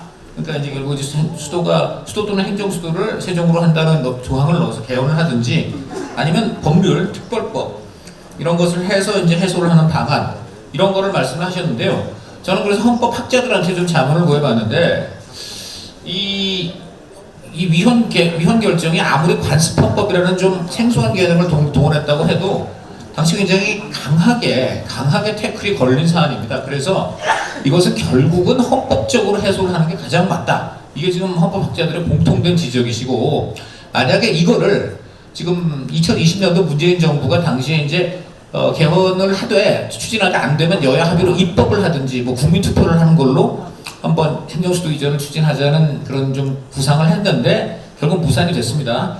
그래서 그 당시에 결국은 좀 제가 말씀드린 바로 이런 논란이 계속 이어졌던 것이죠. 만약에 그 여야가 다 합의를 해서 국회에서 정통성이 있다, 그 입법을 했다 이러더라도 누군가 위헌 소원을 내면은 헌재가 기존 판결과 판례에 기속이 돼가지고 또 위헌 판단 가능성이 있다. 이거는 지금 진보 성향이라고 하는 임지봉 교수 같은 분도 그렇게 얘기를 하고 있어요. 그래서 이런 부분에 대해서는 그 리스크를 전혀 배제할 수가 없습니다. 그렇기 때문에 지금 가장 현실적이고 확실한 거는 결국 개헌이죠. 자, 개헌인데 지금 우선 이재명 후보가 지지율 1위인데 이분이 지금 개헌 얘기를 안 하고 있어요. 그러니까 이분이 개헌을 안 하는 마당에 이분이 만약 당선되면은 이것만 갖고 개헌을 할 수 있느냐, 이런 문제가 있습니다. 그래서 이런 문제가 있고요. 그 다음에 두 번째로는 지금 김문수 후보 같은 경우에도 유일하게 정말 희한한데 이재명 후보 제외하고는 전부 개헌에 찬성한다고 하는데 이분도 개헌 얘기 안 했습니다. 이것도 굉장히 특이한 케이스인데 이 부분만 지금 제가 오늘 들으니까 좀 제가 부정확하게 하는 건지 모르지만 이분이 요거는 무슨 나중에 개헌을 한다 이런 얘기도 하고 있지만은 기본적으로 원래 개헌의 이제 핵심이 임기 단축 문제잖아요. 이거를 지금 안 하고 있는 마당에 과연 이분이 이것만 갖고 개헌을 할 것이냐. 그러니까 지금 좀 전에 대통령실 이전하고 국회 이전하고 한다는데 뭐 물론 좋습니다만 이 헌법적인 이 리스크를 분명히 김문수 후보도 해소할 방안을 분명히 제시해야 되는데 안 하고 있어요. 그래서 저는 이재명 지금 김문수 후보한테 이 부분에 대해서 좀 분명한 입장을 좀 우리 국민들이 압박을 해야 된다 생각을 하고요. 그렇다면은 개헌 말고는 방법이 없느냐? 방법이 하나가 있습니다. 제가 이거를 국민 몇 분 남았나? 2분 남았을까? 간단히 말씀을 드리면요. 국민투표 회부입니다. 국민투표 회부를요. 72조에 보면 대통령은 외교, 안보, 그 밖에 국가 안위에 관한 그런 사항을 국민투표로 회부할 수 있다고 되어 있어요. 헌법을 들먹일 필요가 없습니다. 그냥 대통령의 이 조항에 따라서 지금 국가의 앞으로 중요한 안위 사항인 이 수도 문제, 이거를 앞으로 대한민국의 수도 또는 행정 수도를 세종시로 한다는 제가 제언을 드리고 이걸 국민 여러분께 투표로 묻겠습니다고 그냥 회부하면 됩니다. 그러면 이걸 가지고 국민들이 아까 좀 전에 제가 보니까 뭐 50몇 대 30몇 정도 지금 여론이 나온다는데 그냥 그렇게 해서 결정을 하면 돼요. 그럼 끝입니다. 그러면 그냥 그 국민들의 투표와 선택으로 인해서 수도가 되는 거예요. 자, 그럼 여기에 대해서 또 헌재가 관습헌법을 이유로 위헌이라고 하지 않았느냐? 그거는 이미 다른 선진국 사례에 그게 있습니다. 자, 1958년도에 프랑스 드골 대통령이 당시 대통령 간선제, 국회의원 내각제였기 때문에 대통령 간선제로 해서 대통령이 됐습니다. 근데 이분이 대통령이 되고 보니까 국회에 휘둘리고 야 이거 안 되겠다. 나도 대통령 직선제를 해가지고 국민한테 직접 뽑혀서 좀 더 정통성 있고 강력한 대통령이 되어야 된다 해가지고 이분이 어떻게 했느냐. 여러분 뭐 여기서 좀 연식 있는 분은 아시겠지만 1962년도에 그 유명한 프랑스 국민투표 레퍼런덤을 합니다. 한마디로 대통령은 국민이 직접 보는 게 맞지 않겠습니까 여러분? 그러니까 이거 국민투표로 결정해 주십시오 하고 드골 당시 대통령이 전격적으로 회부를 해요. 그 당선된 직후에. 그러니까 국민들이 어떻게 했느냐? 무려 63% 가까운 국민들이 대통령은 직선제라는 게 맞다고 찬성해 줬습니다. 32%만이 37%가 그 당시에 반대를 했는데 2배 가까이 찬성을 했기 때문에 그냥 이걸로 어떻게 된 거냐? 헌법 개정의 효과까지 거두어버린 거예요. 그런데 왜 요게 문제가 되냐면요. 드골 대통령은 이 대통령제 이렇게 직선제에서 간선제 직선제 바꾸고 이런 거는 사실은 아시다시피 헌법 개정 사항이고 국회 우리도 마찬가지로 3분의 2 그런 식의 국회의원들이 찬성을 해줘야 되는데 국회에 가면 국회는 힘 뺏기니까 직선제 절대 허용을 안 해줍니다. 그러니까 대통령이 아예 그냥 어떻게 보면 우회하는 방법인데 바로 국민한테 묻겠다고 해버린 거예요. 이게 굉장히 그때 논란이 됐습니다. 하지만 국민들이 압도적으로 찬성을 해주니까 이게 방법이 없는 거예요. 그래서 이게 헌법하게 아예 하나의 이론으로 채택이 됩니다. 뭐냐? 헌법에는 개정이 두 가지 방법이 있다. 정상적인 개정, 헌법에 따른 개정. 그 경우는 아까 말한 대로 국회를 통과해서 먼저 국회의원 3분의 2의 찬성을 받고 그 다음에 국민투표에 부여해. 이게 이제 일반적인 건데 비정상적인 헌법 개정 방법도 있다. 이게 바로 그때 그 유명한 1962년도 프랑스 국민투표 레퍼런덤에 따른 대통령 간선제에서 직선제로 전환입니다. 이걸로 인해서 여러분들이 지금 알고 계시는 모든 프랑스 대통령이 직선제로 당선이 돼서 지금까지 이르게 된 것입니다. 그러므로 간단합니다. 이재명 김문수 후보 지금은 표를 얻기 위해서 뭐 지금 이전한다 만다 하는데 제가 볼 때 실질적으로 과연 이전할지 굉장히 의문이고요. 지금 이 자리에서 그냥 간단히 국민투표 붙이시라. 붙일 수가 있습니다. 더군다나 그걸보다 훨씬 지금 사정이 좋아요. 왜? 이거는 헌법에 아예 확실하게 충돌이 되는 대통령 직선 간선 문제가 아니고 지금 우리 헌법에는 명문으로 없어요. 수도 규정이. 그러므로 헌법과 충돌할 이유가 없습니다. 국가 안위에 관한 사항은 충분히 됩니다. 그러니까 국민투표 그냥 부의해가지고 그냥 결정해버리면 됩니다. 그렇게 되면 대한민국의 수도 내지 행정수도가 그냥 세종시로 국민이 결정해서 하게 되는 겁니다. 여기서 한 가지만 저는 도론을 붙인다면 네덜란드 방식이 좋을 것 같아요. 아무래도 서울이라는 그 간섭헌법적인 이런 것도 있고 하니까 서울은 공식적인 수도처럼 해서 경제 문화 중심지로 해서 수도의 어떤 위상을 국제적으로 갖되 헤이그처럼 세종이 행정, 사법, 입법 이런 것에 중심이 되고 양 도시 간에 아주 원활한 소통, 교통이 이루어져서 윈윈은 발전하면 되지 않겠 생각합니다. 예, 이상입니다. 근데 다만 이제 조금 우리가 고민해봐야 할 문제는 재형 국회 당시에 수도권 국회의원이 19.5%밖에 안 됐더라고요. 200명 중에 39명. 근데 지금 22대 국회는 수도권 253명 지역구에서 수도권이 121명입니다. 48%예요. 절반이 수도권 국회의원입니다. 민주당이 수도권 국회의원을 많이 장악하고 있는데 84% 장악하고 있습니다. 그러니까 민주당이 굉장히 행정수도에 대해서 굉장히 호의적이고 또 이슈를 굉장히 선도하고 있습니다만 수도권의 자신의 지역구에 대해서는 고민하지 않을 수 없다는 겁니다. 그 점을 우리가 정치 현실에서 좀 고민해서 봐야 되고, 그 다음에 공교롭게 이번에 그 거대 양당 두 분이 다 경기지사 출신입니다. 예. 우리 세종시가 만들어졌지만 세종시의 수도 인구가 많이 넘어오지 않은 이유는 경기도가 2도시, 3도시, 신도시를 만들어서 거기서 머무르고 있는 거예요. 이 문제를 극복해야 되는데 두 분 경기지사 출신 두 분이 좀 새로운 마인드를 가지고 세종시를 다루어지기를 다시 한번 기대해 보겠습니다. 자, 두 번째 김웅주 연구위원님 부탁합니다.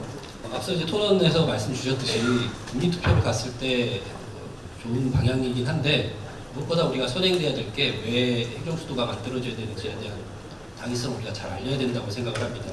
왜냐하면 이제 인구 지역구 90%가 수도권 서울에 집중되어 있기 때문에 실질적으로 얼마만큼 세종시의 행정수도 이전에 대한 동의를 줄지에 대한 의문점이 있기 때문에 거기에 대한 헌법적 가치에 대한 당위성을 우리가 적극적으로 알려야 된다는 생각을 합니다. 그래서 기존에 물리적으로 기관 이전을 떠나서 헌법적 가치를 실현한다는 차원에서 우리가 수도권 일극화 해소라든가 국가 균형 발전을 실현하기 위한 차원에 대한 논의를 하고 알리고 그게 국가의 100년치 대계에 필요한 것이다라는 것을 우리가 지속적으로 알려가야 되지 않을까라고 생각을 하고 있고요. 그 과정 속에서 우리가 행정수도, 신행정수도 건설에 관한 특별법이 제정되고 위헌 판결을 받고 다시 행복도시법에 근거한 세종시가 탄생하게 됐지만 그럼에도 불구하고 세종시가 자치권이라는 관점에서는 그 행복청이랑 이원화된 주체이기 때문에 한계에 우리가 봉착해 있는 여러 가지 과정들이 있었지만 그럼에도 불구하고 세종시와 세종시민, 충청권의 각고의 노력을 통해서 우리가 세종시는 명실상부하게 행정수도를 기능하는 그러한 역할을 하고 있다라고 좀 평가를 해보고요. 그 과정 속에서 우리가 특히 중점을 둘 만한 사항들은 국회 세종의사당을 설립하고 대통령 제2집무실을 설치할 수 있는 법적 근거를 명확히 한 부분이 있습니다. 그래서 국회 기능, 국회 세종의사당 같은 경우도 국회 기능의 일부를 우리가 상임위 본회의를 제외하고 대부분의 기능들을 이전한다는 것이 입법 기능의 본질을 침해하지 않는다라는 어떤 헌법적인 허용이 이루어진다는 해석이 적용됐기 때문에 가능한 부분이고요. 그래서 지속적으로 우리가 세종시의 그 행정수도 기능 강화를 위한 자세를 취해야 되는 부분이다. 중요한 중수적 기관들이 넘어올 수 있도록 해야 된다는 말씀을 드려보고요. 더 나아가서 서울이 수도라는 관성헌법이라는 그 주장에 대한 강한 반론들도 제기되고 있는데 수도의 지위는 헌법에 명시되는 바가 없다라는 학계의 논의들도 있습니다. 즉 국회 입법 권한에 관한 사항은 그 헌재가 침해했다라는 의견들도 동시에 제기되고 있는데 서울의 수도적 지위는 법률적인 해석 사항이어서 수도 이전은 헌법 개정 없이 가능하다라는 주장이 학계에서 널리 그 힘을 얻고 있는 상황이라고 보실 수 있습니다. 이러한 상황에서 세종시가 행정수도를 완성하기 나가기 위해서는 다양한 헌법적, 입법적 논리를 우리가 종합적으로 검토하고 제도해 나갈 것이다 라는 말씀을 드려보고요. 그 과정 속에서 몇 가지 제안을 좀 드릴 수 있을 것 같습니다. 물론 수도 개념의 헌법적 명문화는 필요합니다. 그래서 우리가 세종을 행정수도로 한다든지 수도는 법률로 정한다라는 것을 우리가 비교할 수 있을 텐데 각각의 그 헌법 조항에 나온 그 수도를 법률로 정한다라든가 세종시를 수도로 정한다라는 것에 대한 일리안을 그 장단점을 비교해서 우리가 그 사회적 공론화와 어떤 정치적인 전략적 접근을 통해서 논의해야 될 것이다. 그래서 이제 개헌은 더 이상 행정수도의 논쟁에서 그 종지부를 찍을 만한 우리가 헌법적인 그 해법으로 헌정적 해법으로 미룰 수 없는 그런 시대적 과제임을 우리가 인지해야 된다는 말씀을 드려보고요. 그리고 차등분권적인 실험장으로서의 세종시를 고려해야 된다. 보충성의 원칙을 우리가 얘기하고 있지만 실질적으로 프랑스나 독일 같은 경우는 보충성의 원칙을 지역의 역량에 따른 차등적 분권을 의미합니다. 그렇다 보니까 세종시는 단순한 자치단체가 아니라 국가적 차원에서의 분권 모델을 실험하기 위한 도시인데 그러한 측면에서 굉장히 제한된 그 자치권을 가지고 있거든요. 지금 완성 단계를 앞두고 있는 세종시임에도 불구하고 세종시의 행정수도 기능을 유지하기 위한 차원에서의 그런 그 자치권 확보가 필요하다라는 말씀을 드려봅니다. 그래서 돈도 내려줘야 되고요. 돈과 함께 인력과 조직 운영에 대한 자율성들이 종합적으로 내려와야 되고 그러한 재정 운영의 자율성과 동시적으로 중요한 것은 입법적인 분권입니다. 실질적으로 자치 입법권 측면에서 조례로 할 수 있을 만한 권한들을 대폭적으로 내려줘야 될 필요성이 있고 그리고 대폭적인 권한이양 측면에서 교육자치와 지방자치가 연계 영역할 수 있는 것을 세종시에서 실험해봐야 된다는 말씀을 드려봅니다. 정책 형성 과정에서 학생들이 어떻게 보면 민주주의적 효능감을 참여하면서 얻어낼 수 있는 것이 교육자치와 지방자치의 연계 협력이거든요.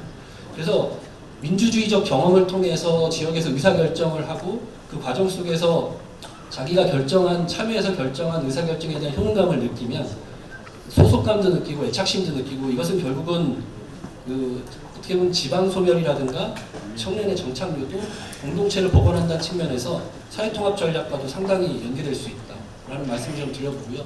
그런 관점에서 자치 분권은 어떻게 보면 균형 발전을 위한 가장 중요한 단계라고 말씀드려볼 수 있습니다. 그게 어떻게 보면 그 광역연합이라고 하죠. 우리가 특별 지방자치단체 간의 연계 협력에 있어서도 그 영국이나 프랑스 같은 경우도 메트로폴이나 CA가 있는데 분권이 전제된 자유로운 연계 협력입니다. 그 과정 속에서 지역의 통합적인 발전을 만들어갈 수 있기 때문에 일본의 간사이 연합을 보더라도 기초가 자유롭게 광역과 연계할 수 있는 자율성을 부여하고 있습니다. 그런 것들을 볼 때 우리가 자치권을 확보해 나가야 되고 그리고 간단하게 빨리 끝내겠습니다. 지역 대표형 상원제를 도입하면서 아까 말씀 주셨지만 수도권 중심의 선거구역 획정과 국회의원 구성이거든요. 결국은 지역 대표형 상원제 같은 것들을 다음 지선에서 공론화해보는 것이 어떨까라는 것을 제언해보고요.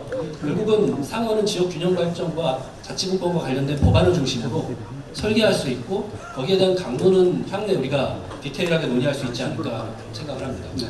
네, 그리고 마지막으로는 이제 한국형 균형발전기구의 설립을 통해서 범정부적 그 전담기구와 함께 그 지방분권 및 균형발전과 관련된 국고보조금이라든가 특별회계, 기금 이런 것들을 주요 재원들을 통합적으로 관리하고 부처가 아닌 프로젝트 단위의 패키지 형식의 심의 조정을 할 수 있는 혁신적인 균형발전기구의 재편이 필요하다는 말씀을 드려보고요.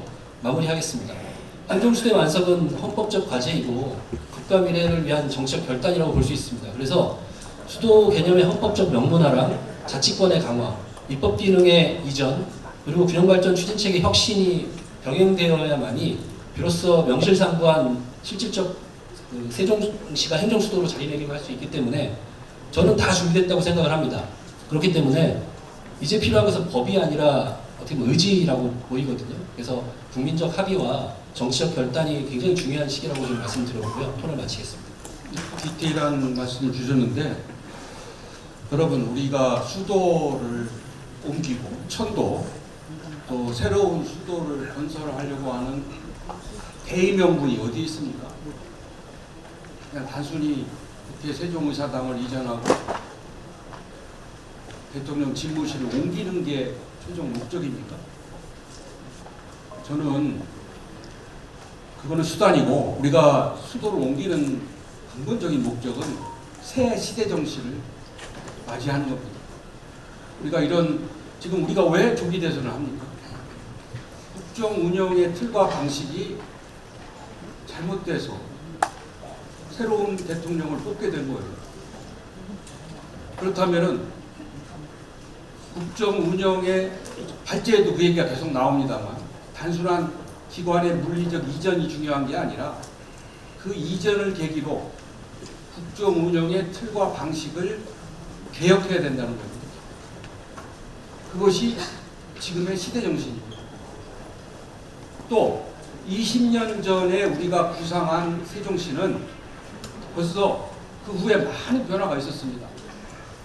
아까 시장님 말씀하신 저출산 고령화 문제도 심하게 됐죠. 4차 혁명 시대도 진행되고 있죠. AI 시대, 디지털 시대가 되고 있죠. 또 뭡니까, 이 기후위기, 탄소 중립의 문제도 새로 생겼죠. 그래서 세종시가 지금 하고자 하는 신도시는 21세기에 건설되는 새로운 미래 신도시의 모델이 되어야 됩니다. 그러한 시대 정신이 이번에 우리가 이 우리 세종시의 건설을 완성하려고 하는 주된 목적입니다. 그렇게 이해를 해주시고, 세 번째 토론자이신 신유호 교수님 부탁드립니다.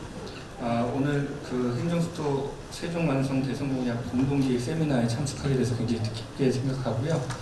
오늘 그 세종시장님을 비롯해서 원장님 참석하신 모든 분들이 행정수도 완성을 위한 그 다양한 말씀을 이미 다 해주셨습니다. 그래서 시간이 짧은 관계로 그래서 원장님께서 그 시대의 정신에 걸맞는 세종시에 대한 부분이 행정수도와 아울러서 논의가 돼야 된다고 말씀을 하셨고 공감을 하고 있습니다. 이제 그럼에도 불구하고 제가 준비한 범위 내에서 중복되는 걸 제외하고 짧게 몇 가지 토론을 드리도록 하겠습니다.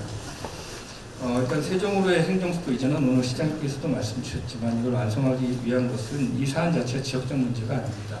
국가적인 문제라고 할 수가 있습니다. 그래서 그 헌법에 대한 개헌이 최선의 해법이라 하더라도 지금 행정수도의 완성특별법을 소위 이제 제정을 통해서 현실적 대안을 함께 모색하는 것을 방향해서 살펴볼 수 있을 것 같습니다. 그래서 그 세종시를 법률적으로 행정수도로 지정하고 핵심적인 국가기관의 이전을 명시해서 개헌 이전에라도 아까 강 기자님도 그 국민투표를 통해서라고 말씀해 주셨지만 병행할 수 있는 부분들을 찾아서 시도할 필요가 있다고 저도 공감하고 그렇게 생각을 하고 있습니다.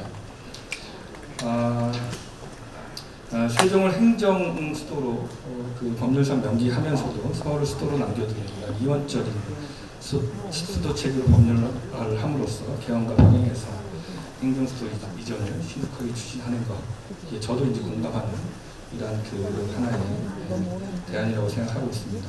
그래서 앞서 이제 또 원장님께서 말씀하시라고 제가 그 말씀을 드리려고 했는데 그래도 말씀을 드리면 대통령 집무실 이전하고 국회 세종의사당 건설을 병행하고 그 기능의 일부 이전에서 완전 이전을 목표로 하는 것을 저도 동의하는 하나의 그 세종시 그 행정수도 완성을 위한 하나의 대안이라고 생각하고 있습니다.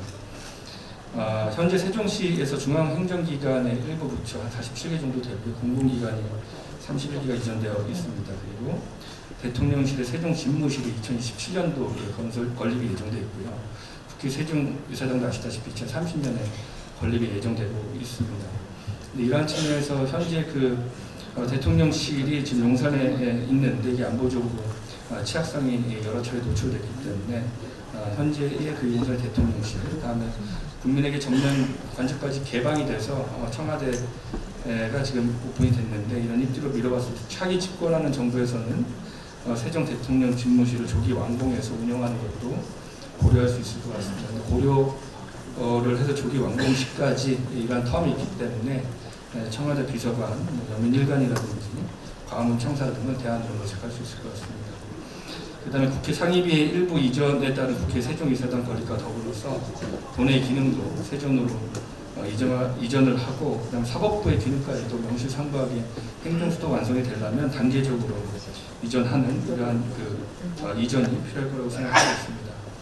그 다음에 하나 다 말씀을 해주셨는데, 제가 또 하나 이제 말씀을 드리고 싶은 것은 세종 행정수도 완성과 더불어서 권역별 메가시티 네트워크가 균형발전 차원에서 병행되어야 된다는 것입니다.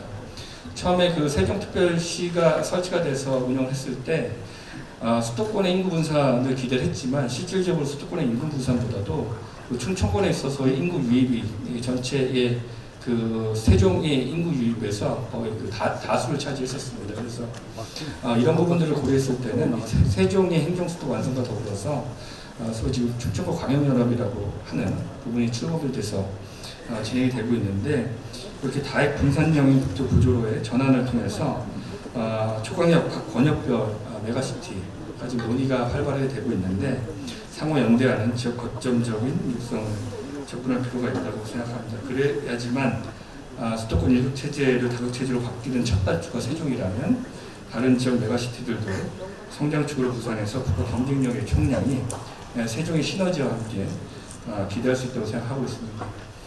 마지막으로 한 45초 정도 남았는데요. 세종시 행정수도 이전의 완성이라고 하는 것은 육전 원장님께서도 앞서 이제 말씀 주셨지만 개인적으로 생각했을 때도 국가 균형 발전과 지방분권 실현을 위해 핵심 과제라고 저도 생각을 하고 있습니다. 세종시를 행정수도로 완성하는 일은 단지 행정기관의 이전이 아니라 수도로 집중된 권력을 다극적인 권역으로 균형 있게 분산시켜서 수도권을 포함해서 우리나라를 결국 고르게 개성 있게 발전시킬 수 있는 핵심 가업이 되는 거라고 생각을 하고 그렇게 기대를 하고 있습니다. 이것이 최초 세종으로의 행정수도를 이전하려고 했던 정책 구상의 바람이지 않았나 생각합니다. 이상 토론을 마치겠습니다. 네, 감사합니다. 많이 기다려주셨죠? 앞에서 중요한 말씀들 많이 하셨는데, 제가 이때까지 본 공약 중에 가장 잘못된 공약이 사실은 행정수도 공약, 새만금 공약이 두거든요. 그냥 선거 때 제대로 정리 안 된 공약을 던지고 치고 빠지고 하다 보니까 이제 이게 누구도 책임을 안 지는 공약이 돼서 새만금은 30년 동안 그 훌륭한 땅을 노지로 만들어 놔버렸고요. 또 세종시 20년 동안 저렇게 만들어서 온 공무원이 도로 위에서 있고, 세종시에 가면 과장 이상 전부 길에 흩어져 있는 그런 지경이 돼 있는 어마어마한 지금 불합리 부조리를 양산해내고 있습니다. 근데 오늘 곽 교수님 발표 중에 다 좋았는데, 한 가지 유감스러운 것은 호주 모델 말씀을 하시면서 오래 천천히 기다려야 된다라고 말씀하신 그 대목에 대해서 납득이 안 됩니다. 빨리 해야 됩니다. 이게 1년에 우리가 길거리에 쏟아붓는 시간, 비용 얼마나 소모가 되고 있습니까? 그것뿐만이 아니죠. 그래서 제가 비용에 대해서는 거의 다 설명을 해뒀다라고 말씀을 드리고, 우선 저는 그래서 이제 공약을 이번에 좀 제대로 해야 되겠다. 공약이라고 하는 것은요, 우선 로드맵이 구체적으로 정해져 있어요. 내가 집권을 하면은 나는 어느 기간 동안에 이러이러한 일정으로 이 과업을 완수를 하겠다. 그 다음에 이 일을 하려면 찬성과 반대가 있다. 어떻게 공론화를 하겠다. 그 방안 중에 하나가 선거 기간이라는 것이죠. 선거 때 많은 국민들에게 진정성 있는 비전을 던져서 그것을 통해서 표를 얻는다면 집권 후에 얼마나 이걸 추진하기가 쉬워지겠습니까? 그런데 그 얘기에 대해서는 한마디 얘기를 안 합니다. 구리시가 수도 유치를 하겠다. 그런데 그렇다고 해서 수도권 눈치 보고 세종 얘기 안 하고 그러면 또 추진하려면 또 장애물 저항을 받죠. 그래서 이번에는 좀 비전 분명히 밝혔으면 좋겠다. 그런 측면에서 우선은 어떤 비전, 아까 뭐 워싱턴 DC 비전도 말씀하셨고 캔버라 비전도 말씀하셨고 여러 가지 얘기가 있었습니다. 그 대목에 대해서는 세종시도 자체 의견이 좀 있었으면 좋겠다. 또 중앙정부 대선 후보들도 나는 이런 비전을 가지고 행정수도를 하려고 한다라는 비전이 구체화돼야 되겠다라는 얘기. 그게 특히 중요합니다. 특히 저는 요즘 왜 청년들이 아까 발제 중에서 2015년부터 수도권으로 인구에 집중을 하느냐 이겁니다. 요즘 청년들 과거와 같은 제조 뭐 이런 데 취업을 안 하려고 합니다. 전부 지식 서비스 산업에 가려고 합니다. 네이버, 카카오, 넥슨 이런 데 가려고 합니다. 그래서 아까 양영재 의원 발표했듯이 그런 반도체 클러스터 이런 데 가서 일을 하려고 하는 겁니다. 그래서 이제 그러한 산업 구조의 재배치가 돼야지 국토의 균형 발전이 가능하다라고 하는 그 비전을 던져줘야 되는 겁니다. 그러면 국민들이 납득을 하죠. 그래서 제가 그런 어떤 비전과 공론화 방안 로드맵이 구체화되어야 되겠다라는 것이고 그 이후에 이제 구체적 추진 방안에 대해서는 사실은 지금 이 나라가 쑥대밭이 되도록 하는 데 있어서 권력 구조의 문제, 87년 체제의 문제 이 대목에 대해서 얘기 안 하고 이번 대선을 치르려고 한다면 이거는 사기꾼들이 하는 일입니다. 그래서 정말 제대로 된 이 앞으로 내가 집권하는 기간 동안 우리나라를 새롭게 만들어야 되겠다.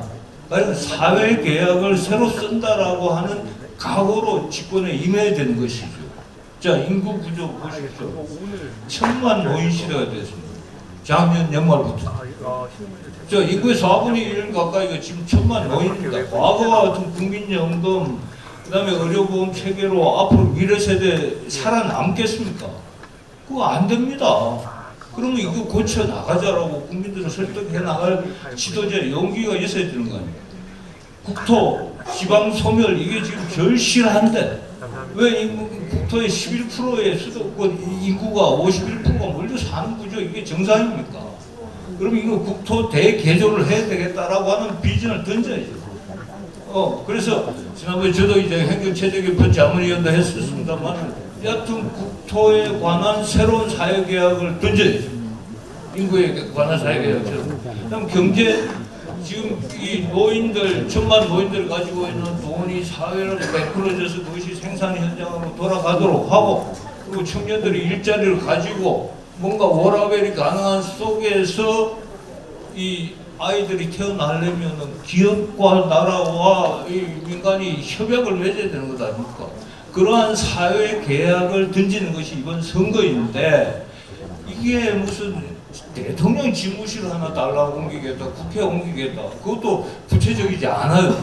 그런 공략하는 선거라면 매우 문제가 많은 선거고 앞으로도 또 황당한 결과들이 온다. 그래서 세종이 우리 시민들 중심으로 해서 국민적 공감대를 조성하는 노력들을 여러분들이 해주십사는 부탁 말씀드리면서 그런 말씀 감사합니다. 행정수도 완성에 대한 총론적인 공약은 다 대통령에서 나왔습니다만 이걸 구체적으로 실현하는 로드맵, 실천 프로그램 전략은 없었다는 거죠. 그런데 다행히 우리 세종시가 얼마 전에 26개 대선 공약화를 정리해서 제시를 했어요. 거기에는 아주 중요한 내용들이 많이 담겨져 있습니다. 지금 수도권과 비수도권이 이렇게 불균형과 격차가 심화되는 이유는 일자리 문제, 교육 문제, 부동산 문제, 그리고 의료 복지 같은 경주 여건의 문제입니다. 이게 해결되지 않으면 아무리 공공기관 이전이 세종시에 몰려도 수도권 인구는 줄지 않고 세종시는 수도가 되기가 어렵습니다. 그래서 세종시에서는 그런 문제를 해결하는 기본적으로 국가 메가 싱크탱크를 조성해서 인재를 육성한다. 그러니까 기업이나 정부 기관이 와도 인재들을 제공하겠다는 거죠. 거기다가 일자리를 위해서 성장 동력 기반 조성을 위해서 7가지 대안도 제시를 했고요. 또 뭐 개헌 세종시법 개정 이런 총망라적인 그런 공약을 정리해서 제시를 했기 때문에 이거를 정치권에서 받아주기만 하면 됩니다. 그래서 그거를 강조를 드리고요. 자 이제 토론자 지정 토론자 의사는 다 저희 육동일 회장 원장님을 비롯해서 오늘 토론 발표자 여러분 고맙습니다. 저는 세종사랑 시민연합회 수석 부회장을 맡고 있는 황순덕입니다. 이 세종시가 탄생되기까지 머리를 4번 깎고 단식을 4번 해서 세종시를 제가 만들었습니다. 우리 오영철 회장님이 수책을 하려면 돈이 많이 들어가요. 우리 오영철 회장님이 뒷돈을 다 대줬습니다. 그때까지. 우리 오영철 회장을 고맙습니다. 아까 뭐 여러 토론자나 발표장님께서 말씀하셨지만은 이 서울이 수도라는 게 헌법에 한 글자도 없습니다. 지금 헌법학자라든지 여러 학자분들께서 지금 말씀하시는데 우리가 세종시가 수도라고 하면은 뭐 누가 말하는 헌법 그때 당시 2004년 10월 21일 날 그 못된 헌법 재판관들이 있어가지고 그런 결과가 나타난 거예요. 그때 그래서 우리가 그 헌법 재판관들 화형식도 하고 했습니다. 근데 그게 여태 벌써 20년이 돼도 해결이 안 되는데 이번에는 우리 이제 대통령님께서 모두 공약을 하셨고 후보자가 이제 이번에는 꼭 될 수 있도록 오늘 여기 오신 분들이 모두 힘을 합해야 된다고 봅니다. 이것이 우리 세종시만의 문제가 아닙니다. 우리 아까 말씀하셨던 우리 대한민국의 미래 발전을 위해서는 꼭 세종시가 행정 수도로 될 수 있도록 함께 많이 도와주시면 고맙겠습니다. 감사합니다. 결론을 말씀을 주셨는데 아무튼 오늘 발제로 제가 이번에 오랜만에 처음 세종시 관련 논문을 아주 잘 정리된 논문을 처음 봤습니다. 여러분들 시간 나실 때 한번 보시면 잘 정리가 될 테고요. 그리고 오늘 참여해 주신 국회의원님들 또 우리 최민호 시장님들이 그 세종시 완성에 구구절절히 필요한 이유를 잘 말씀해 주셨습니다. 저는 한 가지만 지금 우리가 개헌을 하든 국민투표를 하든 국민적 공감대 형성이 돼야 되잖아요. 근데 국민적 공감대 형성의 출발은 세종 시민의 단합에 있습니다. 세종 시민이 단합해야 충청민이 단합하고 충청민이 단합해야 전 국민이 단합할 수 있어요. 거꾸로는 안 됩니다. 세종 시민들이 다시 한번 세종시에 산다고 해서 저절로 수도 시민이 되는 게 아닙니다. 세종 시민의 수도 시민 의식이 있어야 돼요. 그러려면은 수도 건설을 해야 할 이유 이를 설득할 수 있는 그런 논리도 충분히 숙지하셔야 되고 또 세종시의 내부에 여러 가지 뭐 정치적인 이견은 있을 수 있지요. 그러나 이렇게 중대한 고비 때마다 한 목소리를 내셔야 됩니다. 그래야 모든 문제가 풀릴 수 있어요. 오늘 아무튼 이 중요한 자리에 시간은 짧았습니다만 함께 해주신 우리 방청대 여러분께 진심으로 감사드리고 끝으로 우리 최민호 시장님의 마지막 마무리 말씀 듣고 끝나도록 하겠습니다. 오늘 끝까지 이렇게 참여해 주신 우리 세종 시민 여러분들뿐만 아니라 우리 충청권에서도 여러분 오신 걸로 알고 있습니다. 심지어는 수도권에서도 이 세미나에 오신 분들 감사드립니다. 세 가지만 좀 말씀드리겠습니다. 저는 이렇게 생각합니다. 언제까지 우리가 행정수도 할 것이냐 말 것이냐 이제는 그렇게 논의할 때가 아닙니다. 한다 안 한다를 논의할 게 아니고 언제 어떻게 할 것이냐를 논의할 때입니다. 이제 총론에서 머무를 때가 아니에요. 강론으로 넘어가야 됩니다. 우리 학자 여러분들께서 오늘 많은 강론을 제시해 주셨는데 이제 총론은 20년 동안 얘기했습니다. 그렇죠. 결론은 났습니다. 해야 된다는 거예요. 뭐 언제 할 것이냐 어떻게 할 것이냐 하는 강론을 말했으면 좋겠다는 문제입니다. 그리고 두 번째는 수도 얘기 자꾸 하잖아요. 서울은 어떻게 할 거냐, 청도냐 아니냐. 그것도 낡은 생각이라고 생각합니다. 여러분, 지금부터 1000년 전에 고려라는 나라에는 그때 이미 수도를 3개를 두었어요. 고려의 상경이었습니다. 개경이 있었고, 서경이 있었고, 남경이 있었어요. 나중에는 동경이라고 해서 경주도 수도를 삼았습니다. 그 전에 발해라는 나라는 5경을 두었어요. 경자가 서울 경자입니다. 상경, 중경, 동경, 서경. 이미 그 시대에도 어느 한 곳에 집중된 서울이 있다는 것은 농경사회에서도 바람직하지 않다. 우리 조상들께서는 이미 대한민국의 서울을 세 군데로 두어서도 말씀드렸는데 서울 아니면 안 되고 세종 아니면 안 된다. 이런 고식에서 이렇게 우리가 갇혀 있어야 되겠습니까? 서울은 국가수도로 하고 세종은 행정수도로 하자. 나중에 평양이 통일되면 거기는 그 통일수도로 하자. 뭐 이렇게 해서 세 개 통일이든 네 개 통일 서울이든 그런 개념 좀 넓혀야 되겠다고 하는 것이고 그것은 제 생각이 아니라 전 세계의 추세입니다. 인도네시아도 자카르타에서 옮겼죠. 지금 사우디아라비아에서 제다에서 네옴시티 만들죠. 지금 AI 시대에 대비하기 위해서 새로운 신도시를 만들어 수도로 옮기는 것은 세계적인 추세입니다. 언제까지 600년의 서울에 우리가 고집해서 거기서 빠져나오지 못하고 옮겨서는 안 된다. 옮기는 게 옳겠느냐 이런 생각이 머물러 있어야 되겠습니까? 저는 이제 그런 시대 아니라고 생각합니다. 마지막으로 세 번째는 대통령실 국회 그것만 옮기는 것이 수도라고 생각하는데 그것도 너무나 작은 생각이에요.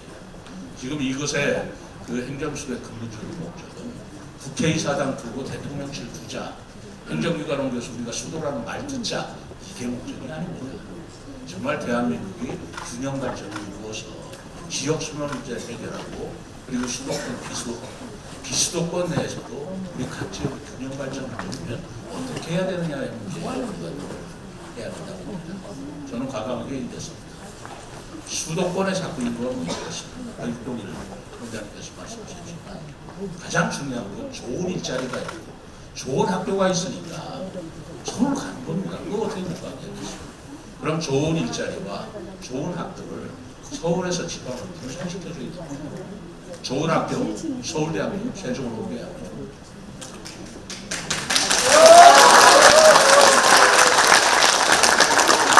전체로 옮긴다는 건 어렵겠죠. 그러나 우리나라가 앞으로 AI 시대에 대비해서 서울대학교 20대학만이라도 올려서 고급 기술 인력을 비수도권에서 배출해 주어야 바로 대기업들이 그 공급되는 인력을 활용해서 이전할 수 있는 것입니다. 이거를 논의를 피해가면서 자꾸 국회 대통령실만 고집할 이유가 없습니다. 마음을 크게 넓히고 미래를 향해서 우리가 서울대학교가 옮긴다고 해서 나라가 망하겠습니까? 나라가 흥하자고 이런 것이니 좀 크게 가지고 대한민국을 바라봐야 될 것이라고 생각합니다. 참고로 서울대학교 옮겨야 되겠다라는 생각은 우리 국가건축정책위원회 위원장님도 똑같이 생각하시는 거예요. 감사합니다. 우리 모두 다 같이 완성 촉구하는 박수를 치면서 마치겠습니다.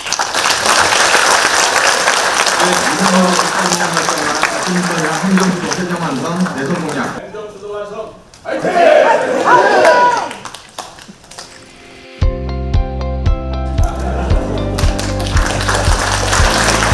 행정수도